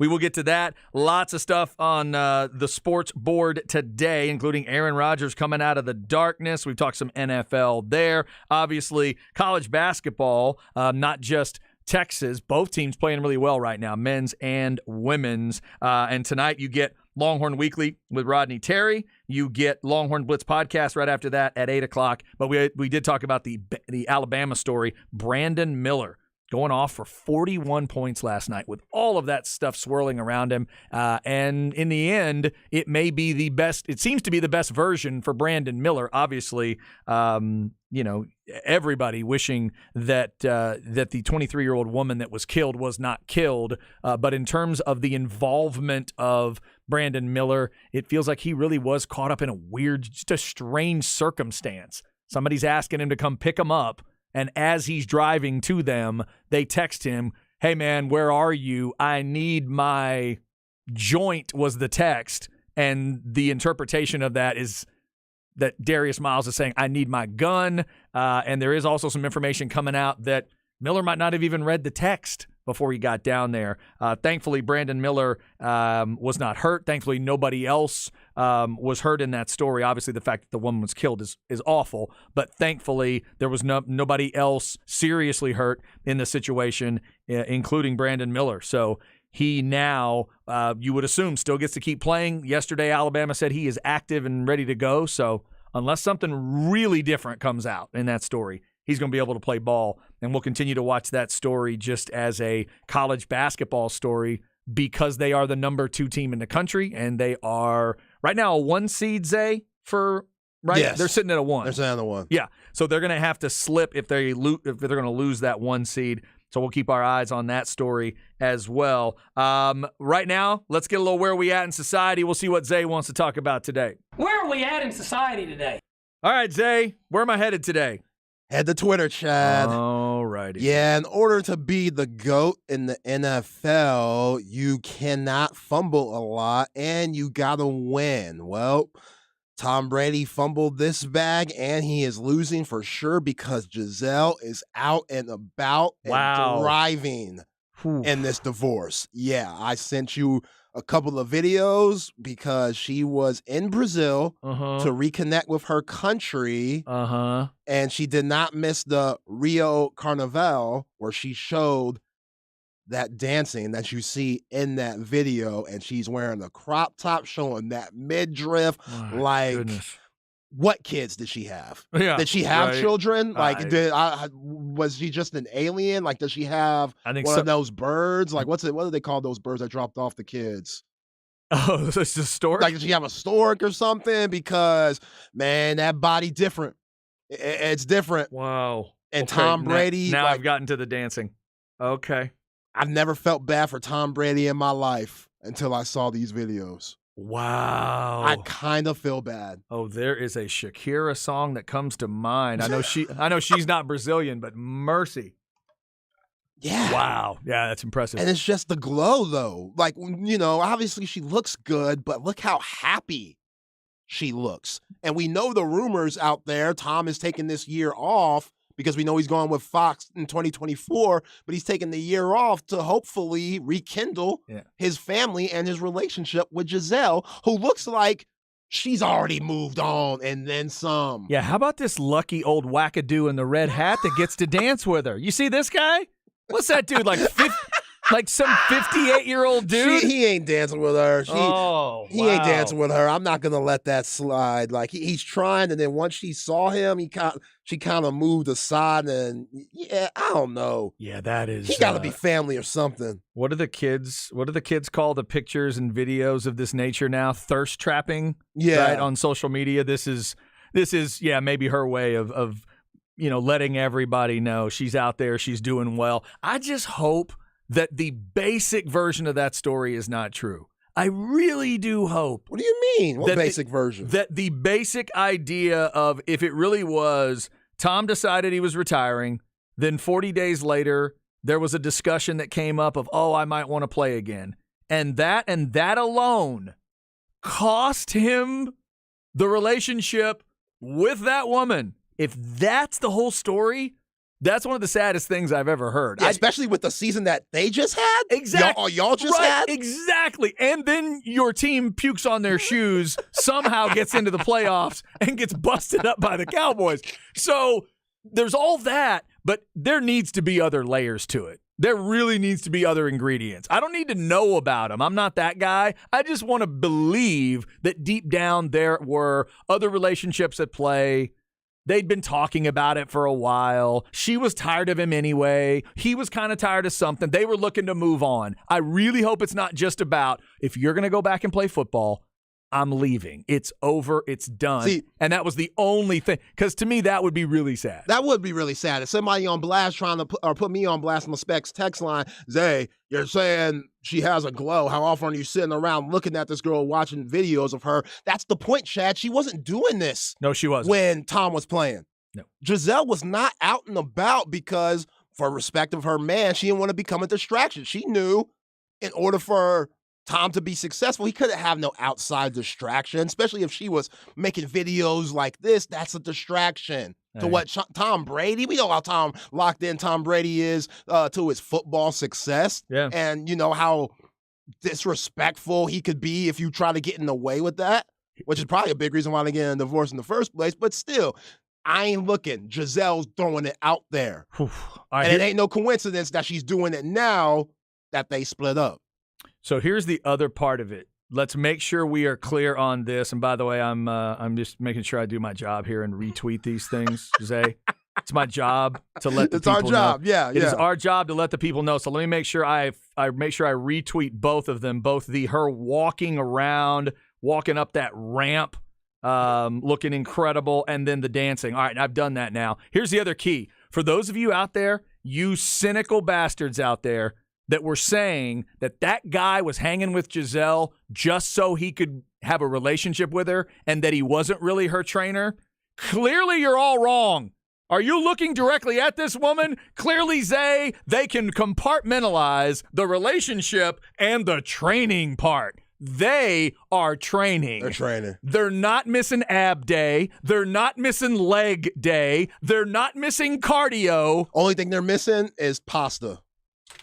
Yes. That's the only thing they missing. Complex carbs, they are missing those. She looks unbelievable. When she is at her best, the description I would give to that, I mean, the body's incredible, obviously. She's an international model and everything. The ease of her smile is when Giselle takes it to that next level. She just effortlessly can look like that. And then she throws that little half smile on you up to like a 3/4 smile. It's not even a full smile. And she just... the word glow is a good way to describe it. She gives you that, hey, by the way, I'm not just kind of a model. I'm not just known around the world. I am the model. I am the model. The standard. Right. I am the GOAT of my world too. Just so you know. Yeah. It's impressive. Like, it's impressive. The dance moves, that's what gets me. Oh, dude. When you talk about happiness, those hips scream, I'm thriving without you. And in those shoes, I don't think those are easy-looking shoes to... She's in like...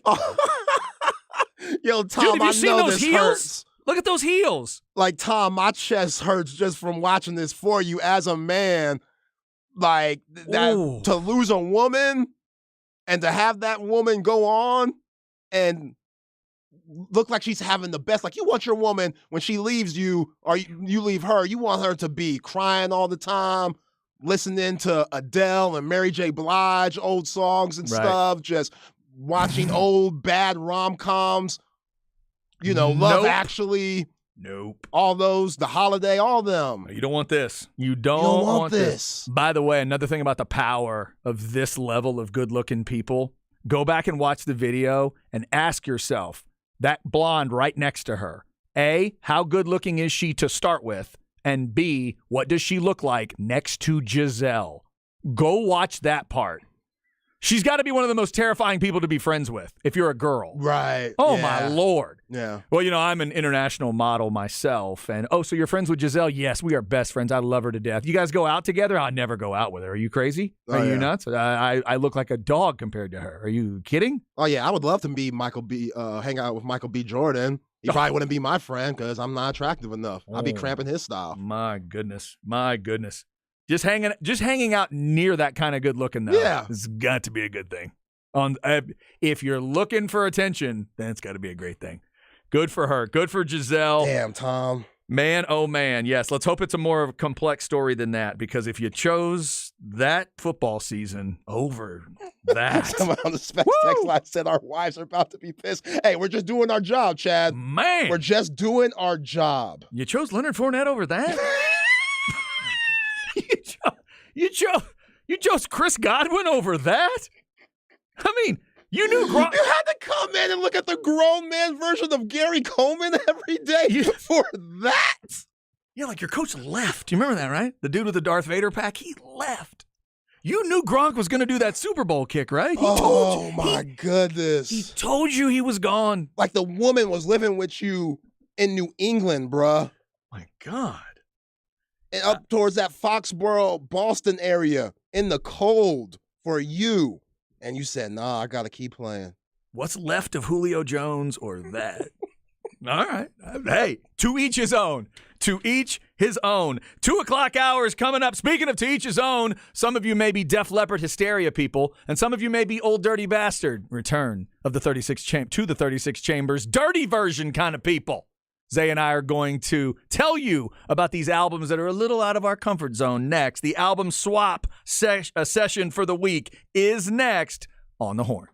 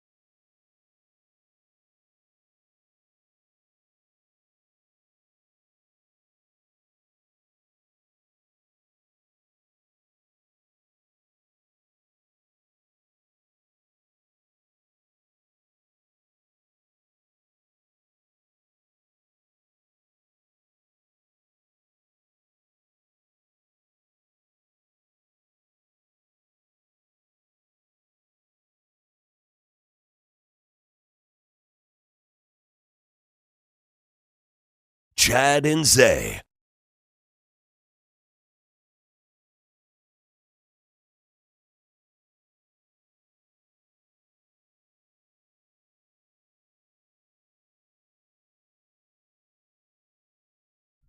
How about hour number 3 on a Thursday? It's Chad and Zay. I'm Chad Hastings. He is Isaiah Collier. He picks a beat out specially for you and me to start the third hour.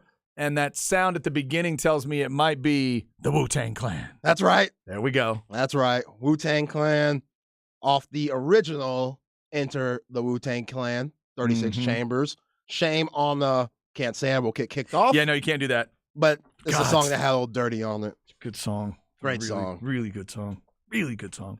That is a good album. I enjoyed the Method Man album. I enjoyed it way too much, according to Zay, and we've adjusted my grade accordingly. Apparently, I'm being too nice to the Wu-Tang Clan. We'll see what I do with Old Dirty Bastard coming right up here. We did, obviously, we've hit sports today. The Brandon Miller story from last night. Wild and crazy with that Alabama story. We've talked about the NFL a little bit, gotten into some Longhorn stuff, still continuing to break down the things that came out from CDC this week, which affect all Longhorn fans. By the way, football ticket season ticket holders, deadline to renew your season tickets is March 23rd, so you got a month to deal with that. Go to texassports.com if you didn't see CDC put out his latest, 40 acres report, and it does include the entire town hall video in there. If you want to go watch it, check it out at texassports.com. All right, we'll tell you why today matters on February 23rd. Great anniversary in the world of sports. One of the most memorable things that ever happened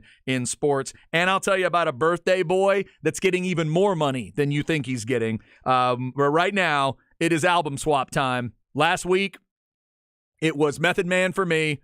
It was Guns N' Roses for Zay. This week, Old Dirty Bastard for me, and the return to the 36 Chambers, the dirty version. You know I'm going to love that album title. Zay's got to deal with Hysteria by Def Leppard. This is a gift from my wife, the biggest Def Leppard fan I know, that thought Zay needed to check out Hysteria. So, Zay, who's going first this week? You go first this time. I'm going first with Old Dirty Bastard, return to the 36 Chambers. The dirty version. Oh my God. I love when somebody is exactly what you think he's going to be. I've heard about Old Dirty Bastard over the years. I've gotten an idea in my head. He hit that bar and then he exceeded it on this album. Yeah. That dude was crazy. He was nuts, and it was a big part of his downfall. He passed away around 2004, 2003-ish, and, him being so crazy, a lot of people say they kind of knew just how wild he lived, just not giving a damn, not caring what anybody thought. RZA, he loved Def Jam so much, he was about to turn on Wu-Tang when RZA didn't put him in Def Jam and put Method Man there. Because they couldn't take both. Russell Simmons couldn't take both. He's either one or the other. Okay. And RZA was like, you know what? I got a deal for you, but you're going to have your masters. You're going to have control of your masters. So when you're gone, your family's going to be able to eat instead of Def Jam having that. So it worked out in the long run. Yeah, man. But it just showed, RZA, his genius. RZA's like on a whole nother level, man. He still continues to impress me, and he's great on this album. Just the way this thing is constructed, the sounds of everything are great. The beginning of Shimmy Shimmy Ya is catchy as hell, and then ODB come, oh baby, I like it, bro. Like that.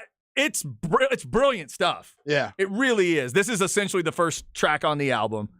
Kids, there he is. Kids, if you are sensitive to adult themes and language, first of all, you shouldn't be listening to this album at all. But the intro is particularly dirty. It's also wonderful, but it is dirty, dirty. I never knew how big this song was until I saw Knocked Up, the movie, Judd Apatow and all Seth Rogen. This is the first song at the intro where they're all doing stupid stuff. I forgot about that. And they're like smoking bowls in the back of that pool that's where that's this not even filled you're and right. stuff. You're and right. Jonah Hill and Jason, whatever. Jason Segel. Segel. Yeah. Yeah, all those guys live in that one house. And this is the song that's playing because Seth Rogen and RZA are really tight, and He's one of the biggest Wu-Tang fans, Seth Rogen is. See, how did I not remember that? Where would I have heard this Yeah. ODB song? In a Judd Apatow movie. Of course, of course. Shimmy Shimmy Ya is great. You mentioned Brooklyn Zoo to me the other day. Yeah. That's a song you say has lived on way past, like, this is time. This thing was released in 95. Yeah. But to this day, the folks in Brooklyn still love Brooklyn Zoo. If you're from Brooklyn, this is the song. Like, this is your jam. All the rappers that have came from Brooklyn that have made music about that borough in New York, Yeah. Brooklyn Zoo, which we just played, that's what sticks out. And yeah, it's just Old Dirty, just his lyrics, man. Like you say, he's a guy that could be funny like he is, but still have lyrics to keep your attention there is rare. And man, one of my favorite lines in Brooklyn Zoo, he goes, "Introduce, man, F that brother name." Introduce him, man, F that brother name. Obviously, he cusses and stuff. It's just like, this guy, I'm surprised they kept him alive as long as he did. Yeah, I like the edge to it, just like in the metal world. I like when there's anger. I like the edge, and you can hear also the for lack of a better phrase, just the spit and the slobber and the scream and the teeth and the everything to his rap. Teeth. You know, you can just hear everything that he's doing in those songs. And then all the old school references. I got to give him credit for it. The O in Old Dirty Bastard must mean I know a lot of old stuff. At the very beginning, and it's filthy, his version of it, but he references a song, The First Time Ever I Saw Your Face is the name of the original song. And Zay, I looked it up. It's from 1957. Wow. Then Roberta Flack does a version of it in 72 that went huge, and maybe that's where ODB connected to the song. I'm just guessing there because multiple people have done it. So there's that reference. The song called Rawhide makes a reference to the television show Rawhide. That was a television show, for real? like a Western back in the day. In Snakes, he makes a Bad Bad Leroy Brown reference. That is a Jim Croce-like folk song from back in the day that was huge, massive song. He makes a Joy to the World reference that I barely caught, where he mentions Deep Blue Sea and You and Me, and he changes both lines. I'm like, what is that? And then I figured it. And then the craziest one, in a bonus track, he just starts reciting lines from Martin Lawrence's stand-up from the year before. Yeah. This album came out in 95. You so crazy. You so crazy. You so crazy. You remember Martin in the full black leather suit, the black leather outfit? That one. And he just starts talking about it. And I'm like, where do I know that? I know that. So all those little references, I give ODB credit for a lot of that. Number 7 on the Billboard 200. This album was number 2 on the hip hop chart at one point, and it was voted the best. It was up for Best Rap Album at the 96 Grammys. I believe I read Naughty by Nature actually won the Grammy that year, but this album was up for it. So I really enjoyed it. I like the raw quality. When he says I like it raw, he's not lying. Yeah. Like, he lives that out through the whole record. I dug it. The later song I enjoy is Snakes because there's multiple artists on it. And when you have a song that Old Dirty Bastard is on, and then other people rap and he comes back, you know when he shows up. Yeah, Snakes has Master Killer, Killer Priest, and RZA on it. They're all great. Yeah, they're like RZA, we know he's in it, but Yeah. Master Killer and Killer Priest are like Wu-Tang affiliates, kind of. They're Wu-Tang adjacent? Yeah. Is that what you're saying? Like they're in the group, but not kind of, yeah. So I enjoyed it, Zay. Is it okay if I give this album a little higher grade than Method Man? Yeah, How about 8.4? I'm with it. I went down to 8.1 on Takal. You were okay with that. So I'm good with that. gonna go 8.4. I think this is an absolutely solid album. And I'll tell you right now, as a music snob, it's hard for me to give a rap album an A sometimes because I think it's such a hard thing to pull off. Yeah. I think a true A-level rap album is rare because the art form is tough to pull off.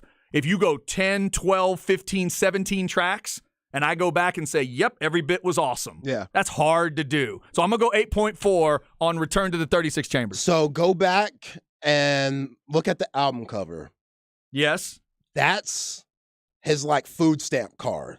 That's a real like food stamp, New York food stamp. Are you card. serious? Like you see, it says identification card for food coupons. Oh, I didn't even notice Yeah, that. and or I noticed that public- they had typed in the name of the album, but I didn't notice that. Yeah, and they were always like, "Yo, people usually are ashamed that they're on welfare and they need food stamps," but he embraced it. Like in this song, he was like, Woo. "I'm 26 and I'm still on welfare. I don't care."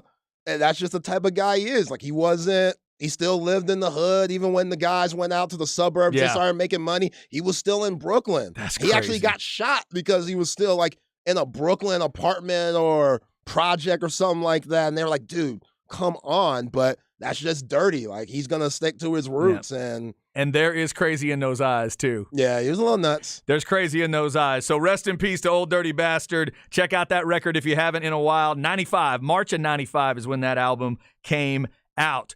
All right, Zay, my wife has decided you need to check out Hysteria by Def Leppard. What did you think? Oh, there you go. Get the single dollars out right now. Right damn now. Chad, this might be Yes? one of my favorite rock songs ever. All righty. I love this song. I've always loved this song. I remember being 15 years old Oh, wow. and my AAU coach, Chris Blevin, shout out to you, Chris. He's a big fan of the Horn, always has been. And we were in his car and he was like, "Look, guys, y'all don't know nothing about this music." He's like, I'm going to put y'all on something that if you played this, women might take their top off. And right when I heard women might take their top off, I was like, "Huh? What you talking about?" And he played this, Let's pay attention. and it's always stuck. It always gets my wife to dance. Usually doesn't get the top to come off, but it always gets her to dance every time. This is it right here. This is an absolute jam. I really enjoyed the album. You know, doing my history on Def Leppard, so fascinating, the group. Like, the drummer breaks his arm. Not only breaks his arm, loses it. Yeah. Loses it. Has to learn how to play again. Yeah. They didn't even pour some sugar on the album. It took 3 years to make the whole album. Like $5 million went into it, which is ridiculous, by the way. Oh, yeah. Like in Well, the 80s, $5 million. Because they were what? Because they were they were coming off of Pyromania, which was extremely successful, and they were trying to get to that level. Some would say they exceeded it, but it took them a while. Yeah, it took them a little bit too long, but hey, it was a success. When your drummer gets his arm ripped off, it takes some time. It takes some time, right? It takes some time. Come on. The producer Mutt Lang. said, "You know what? I can't do this. I'm gonna dip." Oh boy, loses his arm. Said, "You know what? I'm gonna come back." And that might have been one of the greatest decisions in rock history. Him coming back and them making the killer album. I love Woman. Like this is a Women. That's what the shirt is, right? Def Leppard and the Women of Doom. This is the women's shirt. First track. I love Women. I'm glad to hear that. Yeah. Hair, thighs, skin on skin. Absolutely. Can't live without them. Wow. That's it. Yeah. Can't live without them. Of course. God made the land. He made the water. It's dope. It's a dope song. It's a dope album. I could see why it's historic. I'm a big fan now. Good. Like That's awesome. I definitely take it over Guns N' Roses as of now. Okay. I do need to go back and listen to Appetite for Destruction a couple more times, like I did Def Leppard. My wife's going to be real happy that you like it more than Appetite. She's going to be really happy about that. But I get it. I get why they had 7 top 100 tracks. I get why they were on the Billboard charts for basically 3 straight years. Dude, this thing, how about this? I saw them touring this album twice. What? Twice. They came through Dallas. I went and saw them at Reunion in the Round, and then they just kept touring so damn long that like the following summer they came back, and we went, "Oh, well, let's go see it again." That's a pretty women. Come on. Man. Yeah, this is fire. Yeah. This just got me hyped. And you know, I've always heard Love Bites.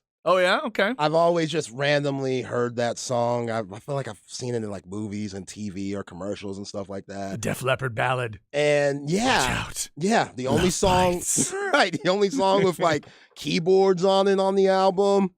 Phil, what's his name? Phil Collins. Phil Collins said he knew it was a hit when Mum, M-U-M, Mum. when Mum cried when she Oh. first heard it. It made his mum It cry. made his mom cry. When you make love, do you look in the mirror? You sound like you're from London. Who do you think of? Does he look like me?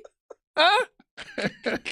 Dude, this is a big one live. They still do it live. The girls still love this song. Yo, I mean, Joe Elliott said it was the hardest song at first for him to perform because it was so emotional.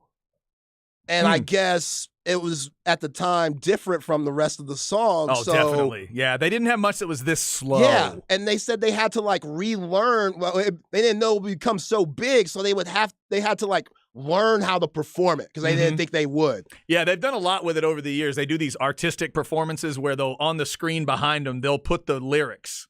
The lyrics will be like drawn while they're singing them. Yeah, this song matters a lot to them. That's an interesting take on there. Yeah, so very impressed. All I love right, the there we fact go. that Pour Some Sugar on Me wasn't as big until the strip club started playing it. Oh yeah, it became such a monstrous song. The video was big for that song. By the way, here's how big the album was. In the cassette days is when it came out. No cassette would ever have this. The entire first side of that cassette had a video. What? It blew our minds. We were like, wait a minute, there's like 6 Yeah. songs. You can put 6 videos together? And then the second side had 2. They just kept going, man. Hysteria was a forever kind of album. That thing's gone platinum, oh my God, 10, 15 times probably? Oh yeah, makes sense. Something like that. I love Animal. Animal's a jam. I'm glad to hear that. My wife's not a big fan of Animal. I always dig Animal. One of my favorite songs live. They still do it. You know, it still gets me. I dig Animal. Yeah, it's a dope album. 9.2, Chad. Oh my God. 9.2. 9.2 on Hysteria. Okay. My wife is going to be thrilled. Wendy, thank you so much for broadening my horizon. You went 9.2 on Def Leppard and 7.5 on Appetite. My wife, dude, my wife's going to hug you when she sees you now. Good grief. You might get some more Girl Scout cookies. She may find some under the bed or something. My goodness. Like one-arm drummer. He's amazing. Like he relearned how to play. Yeah.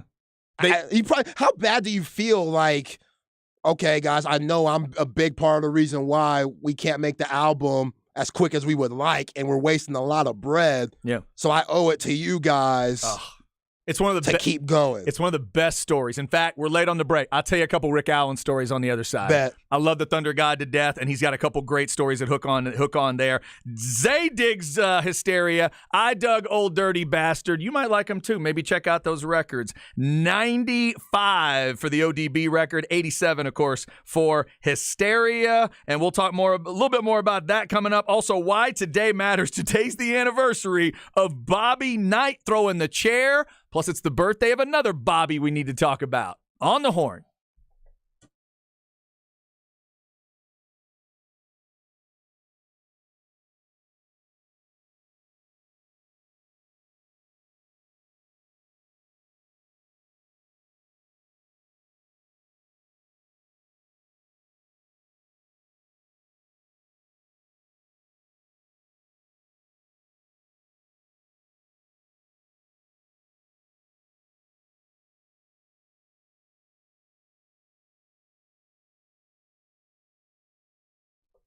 All right, this is Chad. Let's talk sinus and snoring specialist. Do you need a great night's sleep? Are you not getting that right now? There could be a lot of reasons why. That's why sinus and snoring specialist is so great. They know everybody's situation is different, so they need to assess for you. Why are you not sleeping well? Why are you snoring if you're snoring? For me, I had moderate obstructed sleep apnea. I was 85% blocked in my nasal passages, so it was just, the part of it was I was as simple as I wasn't breathing like I was supposed to be able to. I was mouth breathing at night. You need to be able to breathe in and out through your nose, and now I'm able to do that, so I sleep so much better. They got rid of my allergies for good. They can do that for you. This area is known for those allergies. Well, they can get rid of them over a 3-year period with those great allergy drops that they will specially dial up just for you. your body will develop the defenses, and then past a certain point, you won't need the pills, the sprays, or even those drops. I loved that procedure and process. That was all the way back in 2017, and knock on wood, still not having allergy issues like I used to. Check them out. Call and set up your appointment. 512-601-0303 or go to sinussnoringent.com. It's sinus and snoring specialists. Feel clear, rested, and healthy.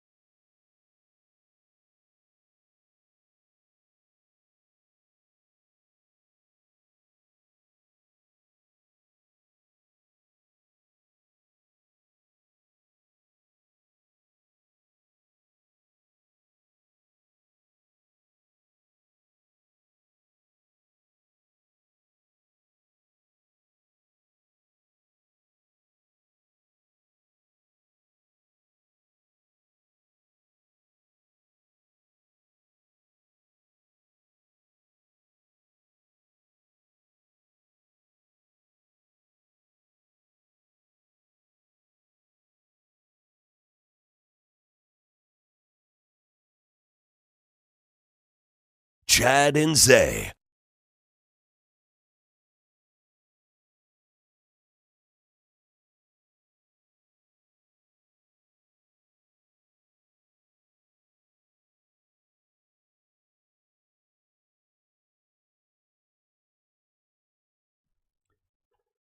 Rolling through a Thursday, just got done with that album swap discussion.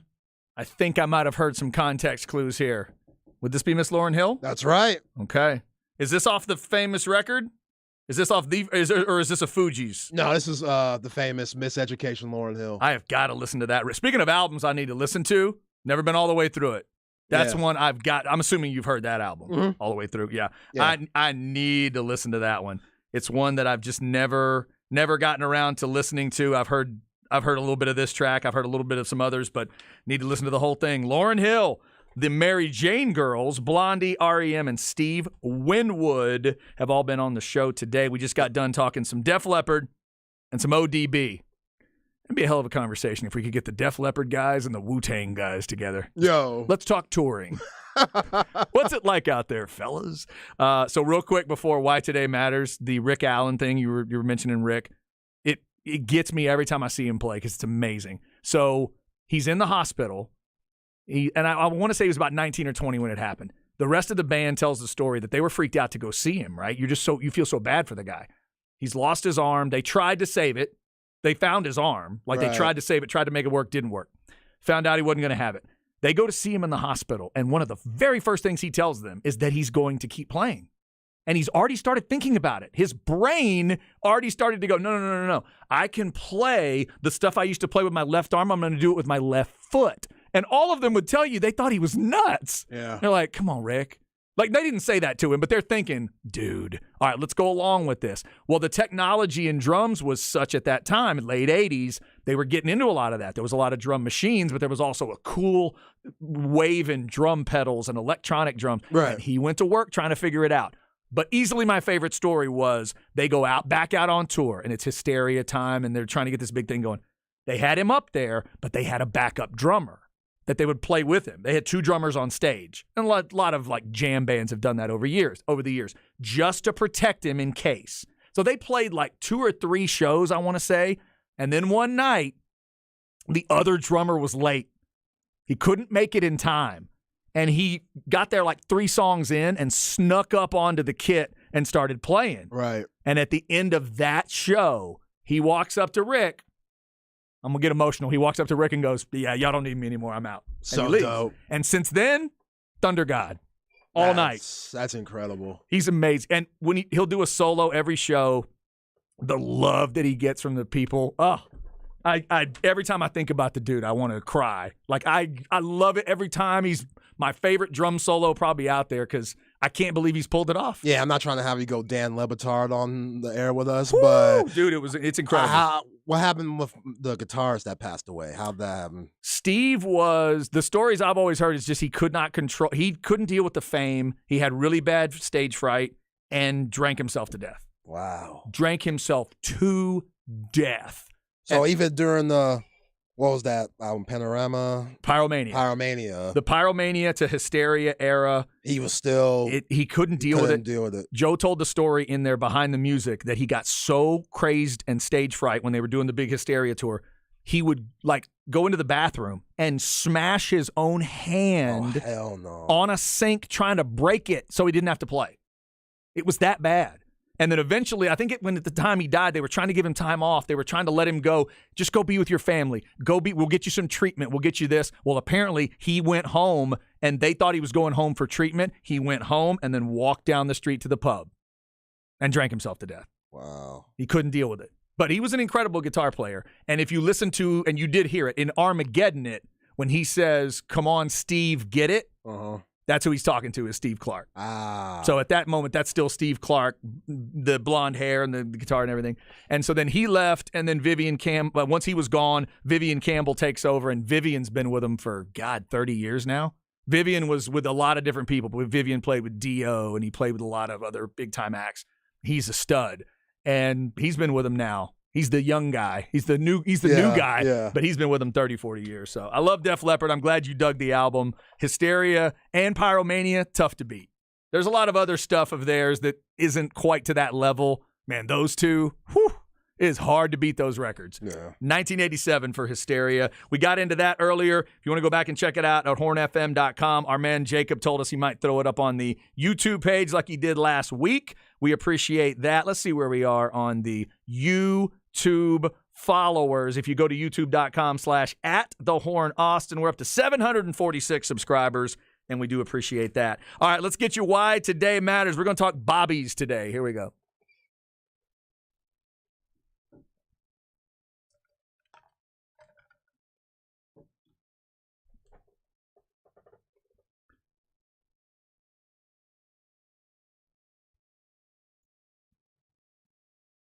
Sometimes people, Zay, use the phrase, why didn't we know? How didn't we not realize this? For a lot of different things, right? Whether it was somebody's attitude, somebody's rage, somebody's niceness, somebody's sexual orientation. It can be used in a lot of situations. Well, how did we not realize it? How do we not know? Today's the anniversary of Bobby Knight throwing that chair. Wow. Do you think there were people that were around Indiana at that time that can still see that video today and think to themselves, okay, how did we not react a little stronger then? That was in 1985. Jeez, Bob. And today, we should all still watch that and be shocked it happened. Think about it. Have you seen it happen since? No. High school coach, college coach, pro coach, anybody? Hey, y'all, remember when Phil Jackson grabbed a chair that time Kobe missed a shot and threw it across the arena? Me either. I mean, it's still, to this, it's crazy. But somehow, it was Bobby Knight. Yeah. And he was successful. And at this time, he's got, one of the championships. He's got the perfect season. No, he's got two of them at this point, right? He's got the perfect season. He's got Isaiah's. And he's about to have Keith Smart's in 2 years. So he's got 2 out of his 3. He already won it for him. So. Yeah, Steve Alford. Yeah. So go ahead and chunk the chair, Bob. God, Steve Alford could shoot. Yeah, he could. You talk about, like, how could you not know? That was Chris Beard's mentor. One of them. It's true. Yeah, that's true. That is true. So, Now, thankfully, we never saw Chris Beard do something like that on a basketball court. yeah. Now, we saw some at times he'd get in some players' faces, and there felt like maybe there was a little too much rage, but Yeah. he never went all the way Bobby Knight. Obviously, there was a couple other incidents with Bobby that Didn't Bobby choke someone? that's what led to the end. That video of Neil Reed, and he put his hand on his throat, and Nah, coach. that was bad. And then just and go back in the interviews, and just the way he would treat people in Yeah. interviews, the way he treated Coach K for years, probably still does. He probably still treats Mike Krzyzewski like a piece of garbage. And Coach K played for him. Yes. And he'll At tell, West Point. deep down, he'll tell you he loved. And then the weirdest thing about Bobby Knight to me was for years, once he was in broadcasting and was sitting at ESPN, the only person in the world he would work with, Musburger. Of all, That's it? huh? Like everybody else, he would treat rudely and just dismiss them. It was Brent. It was the only guy. Bobby, this is a heck of a game tonight. Yeah, it is, Brent. And he would actually get him to talk basketball. Because when that guy starts talking ball, it's fascinating to me. Oh, man. My pops, he would always go down to Lubbock for different coaches' clinics and stuff. I bet. One of the best basketball minds ever, Bobby Knight. Just, Do you remember when they used to have him just sit at ESPN in a dark room and break down film? I do remember that, kind of like Gruden type stuff. Yeah. It was kind of the end because they realized he shouldn't be around people. That was the theory. Yeah. But it was like, okay, tell us, it's like, Bobby, what do you mean by motion offense? And then just shut up for 20 minutes and let him go. So today's the anniversary of that. Also today, it is a big round number for Bobby Bonilla. He's 60 years old today. Today's not Bobby Bonilla Day. That's technically July 1st. He's still getting paid? That's when he gets the payment. Still? Here's what I found out looking up Bobby. There's more than one payment. So he gets $1.19 million from the Mets every year until 2035. Wow. Now here's the math. He'll end up with $29.8 million off of that, but he was owed $5.9. How did the Mets? How did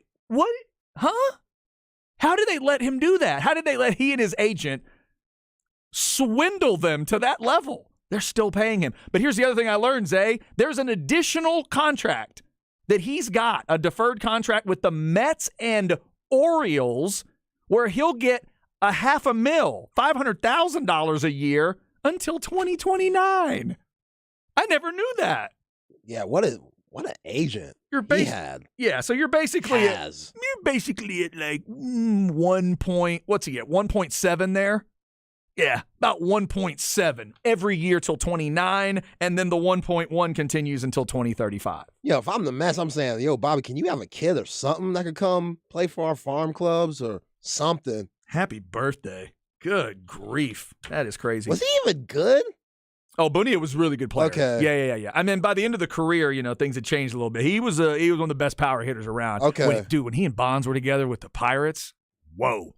And Andy Van Slyke's on that team, and they had some badass pitching. The Braves just barely got by those Pirates a couple times. They had some teams that could have won it all. Right. No doubt. The thin Barry, that Barry Bonds. That one swipe bags and stuff, too. Yeah, the one that just should have been a Hall of Famer and stayed away from the medicine cabinet. Dude, that Barry Bonds and that Bobby Bonilla, they'd kick your ass. Yo, there's a clip going around social media right now of when Barry Bonds realized he needed to start juicing, and it's like Mark McGwire when he was with the A's, picking up Barry Bonds like he's nothing, and just little man in him, making him look like a little punk bee, and picking him up during a game? No, it looked like all-star practice or something like that, or messing around. Practice at the all-star game. Yeah, just messing around, chopping it up. Let me guess. It was 98.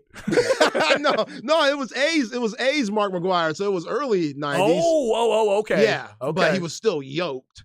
And he just picks Barry Bonds up like he's done. And then the caption says, yeah, this is when Barry realized he needed to start juicing a little bit because he can't be getting little Boyd like that. Yeah, I might want to look into that. All right, a couple of Bobbies. Why today matters to us. February the 23rd. Hope you are having a good one. By the way, Longhorn football fans, spring practice starts in 11 days, and we are only 51 days till that spring game, April 15th. If you haven't circled it on your calendar, 1 o'clock start for the spring game. All right, coming up, we'll get you stems and seeds. Before we get out of here, a couple of notes from the NFL. Get you off the ball, don't lie. And we've got Longhorn Weekly with Rodney Terry coming up at 7 tonight. Longhorn Blitz podcast at 8 for you Longhorn football freaks. Keep it right here on the Horn.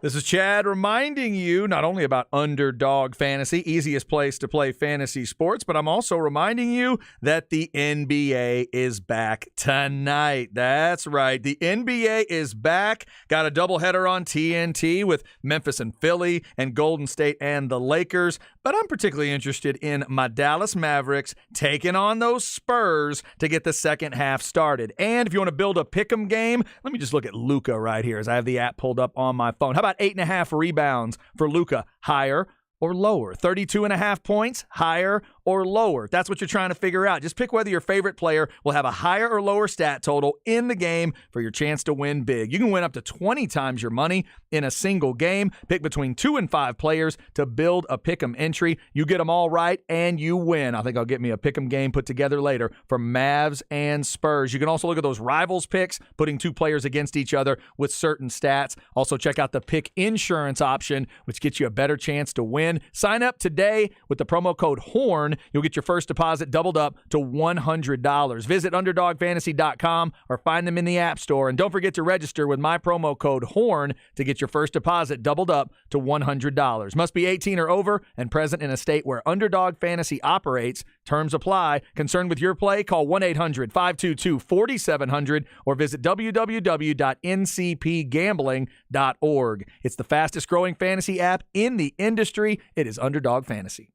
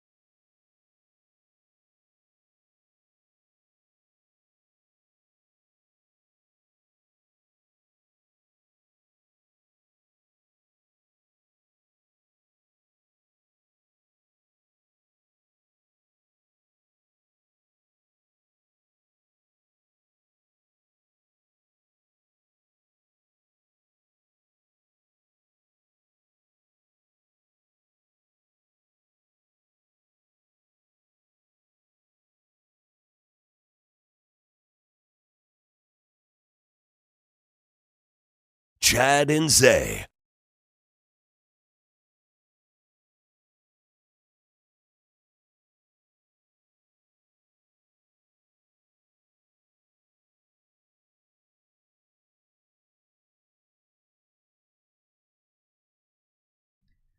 Just about done on a Thursday. Any shot here, Zay? This feels very new. Oh, it's not. It's not? It's not new. Okay. Do I know this name? Yes, you do know the name. I don't think you could recognize him Okay. by his voice. Individual artist, though? And this is an name? individual, Okay. big-time producer also, but it's a group. This is where the group starts. This rapper right here also has a really good single individual career. All right, from those clues, I'm going to go with NERD. No. That first rapper was Pharrell. Okay, I got the Pharrell part right. Wasn't Pharrell NERD? Wasn't he a part of that? The Neptunes? Pharrell Williams. Is it Pharrell Williams? Is that his name? Yeah. Okay. Isn't that what Yeah, NERD. Yeah, That was him too, Neptunes. right? Yeah. Okay. Okay, yeah, you did that. There you go. I'll give you that because they produced this. Oh, is that right? Yeah. Okay. Yeah, Very so nice. Pharrell and I don't know what the Asian dude's name in the Neptunes. Everybody just gives Pharrell the love, but Pharrell and the Neptunes. They opened for, the NERD opened for Jay-Z when I saw Jay-Z at the Irwin Center. That's why I remember that act. It was good. That dude's a talented guy. very talented. Oh, my God. Pharrell, there's a lot of talent there. All right, so Pharrell And the Clips. and the Neptunes. What's that? The Clips. That's the group.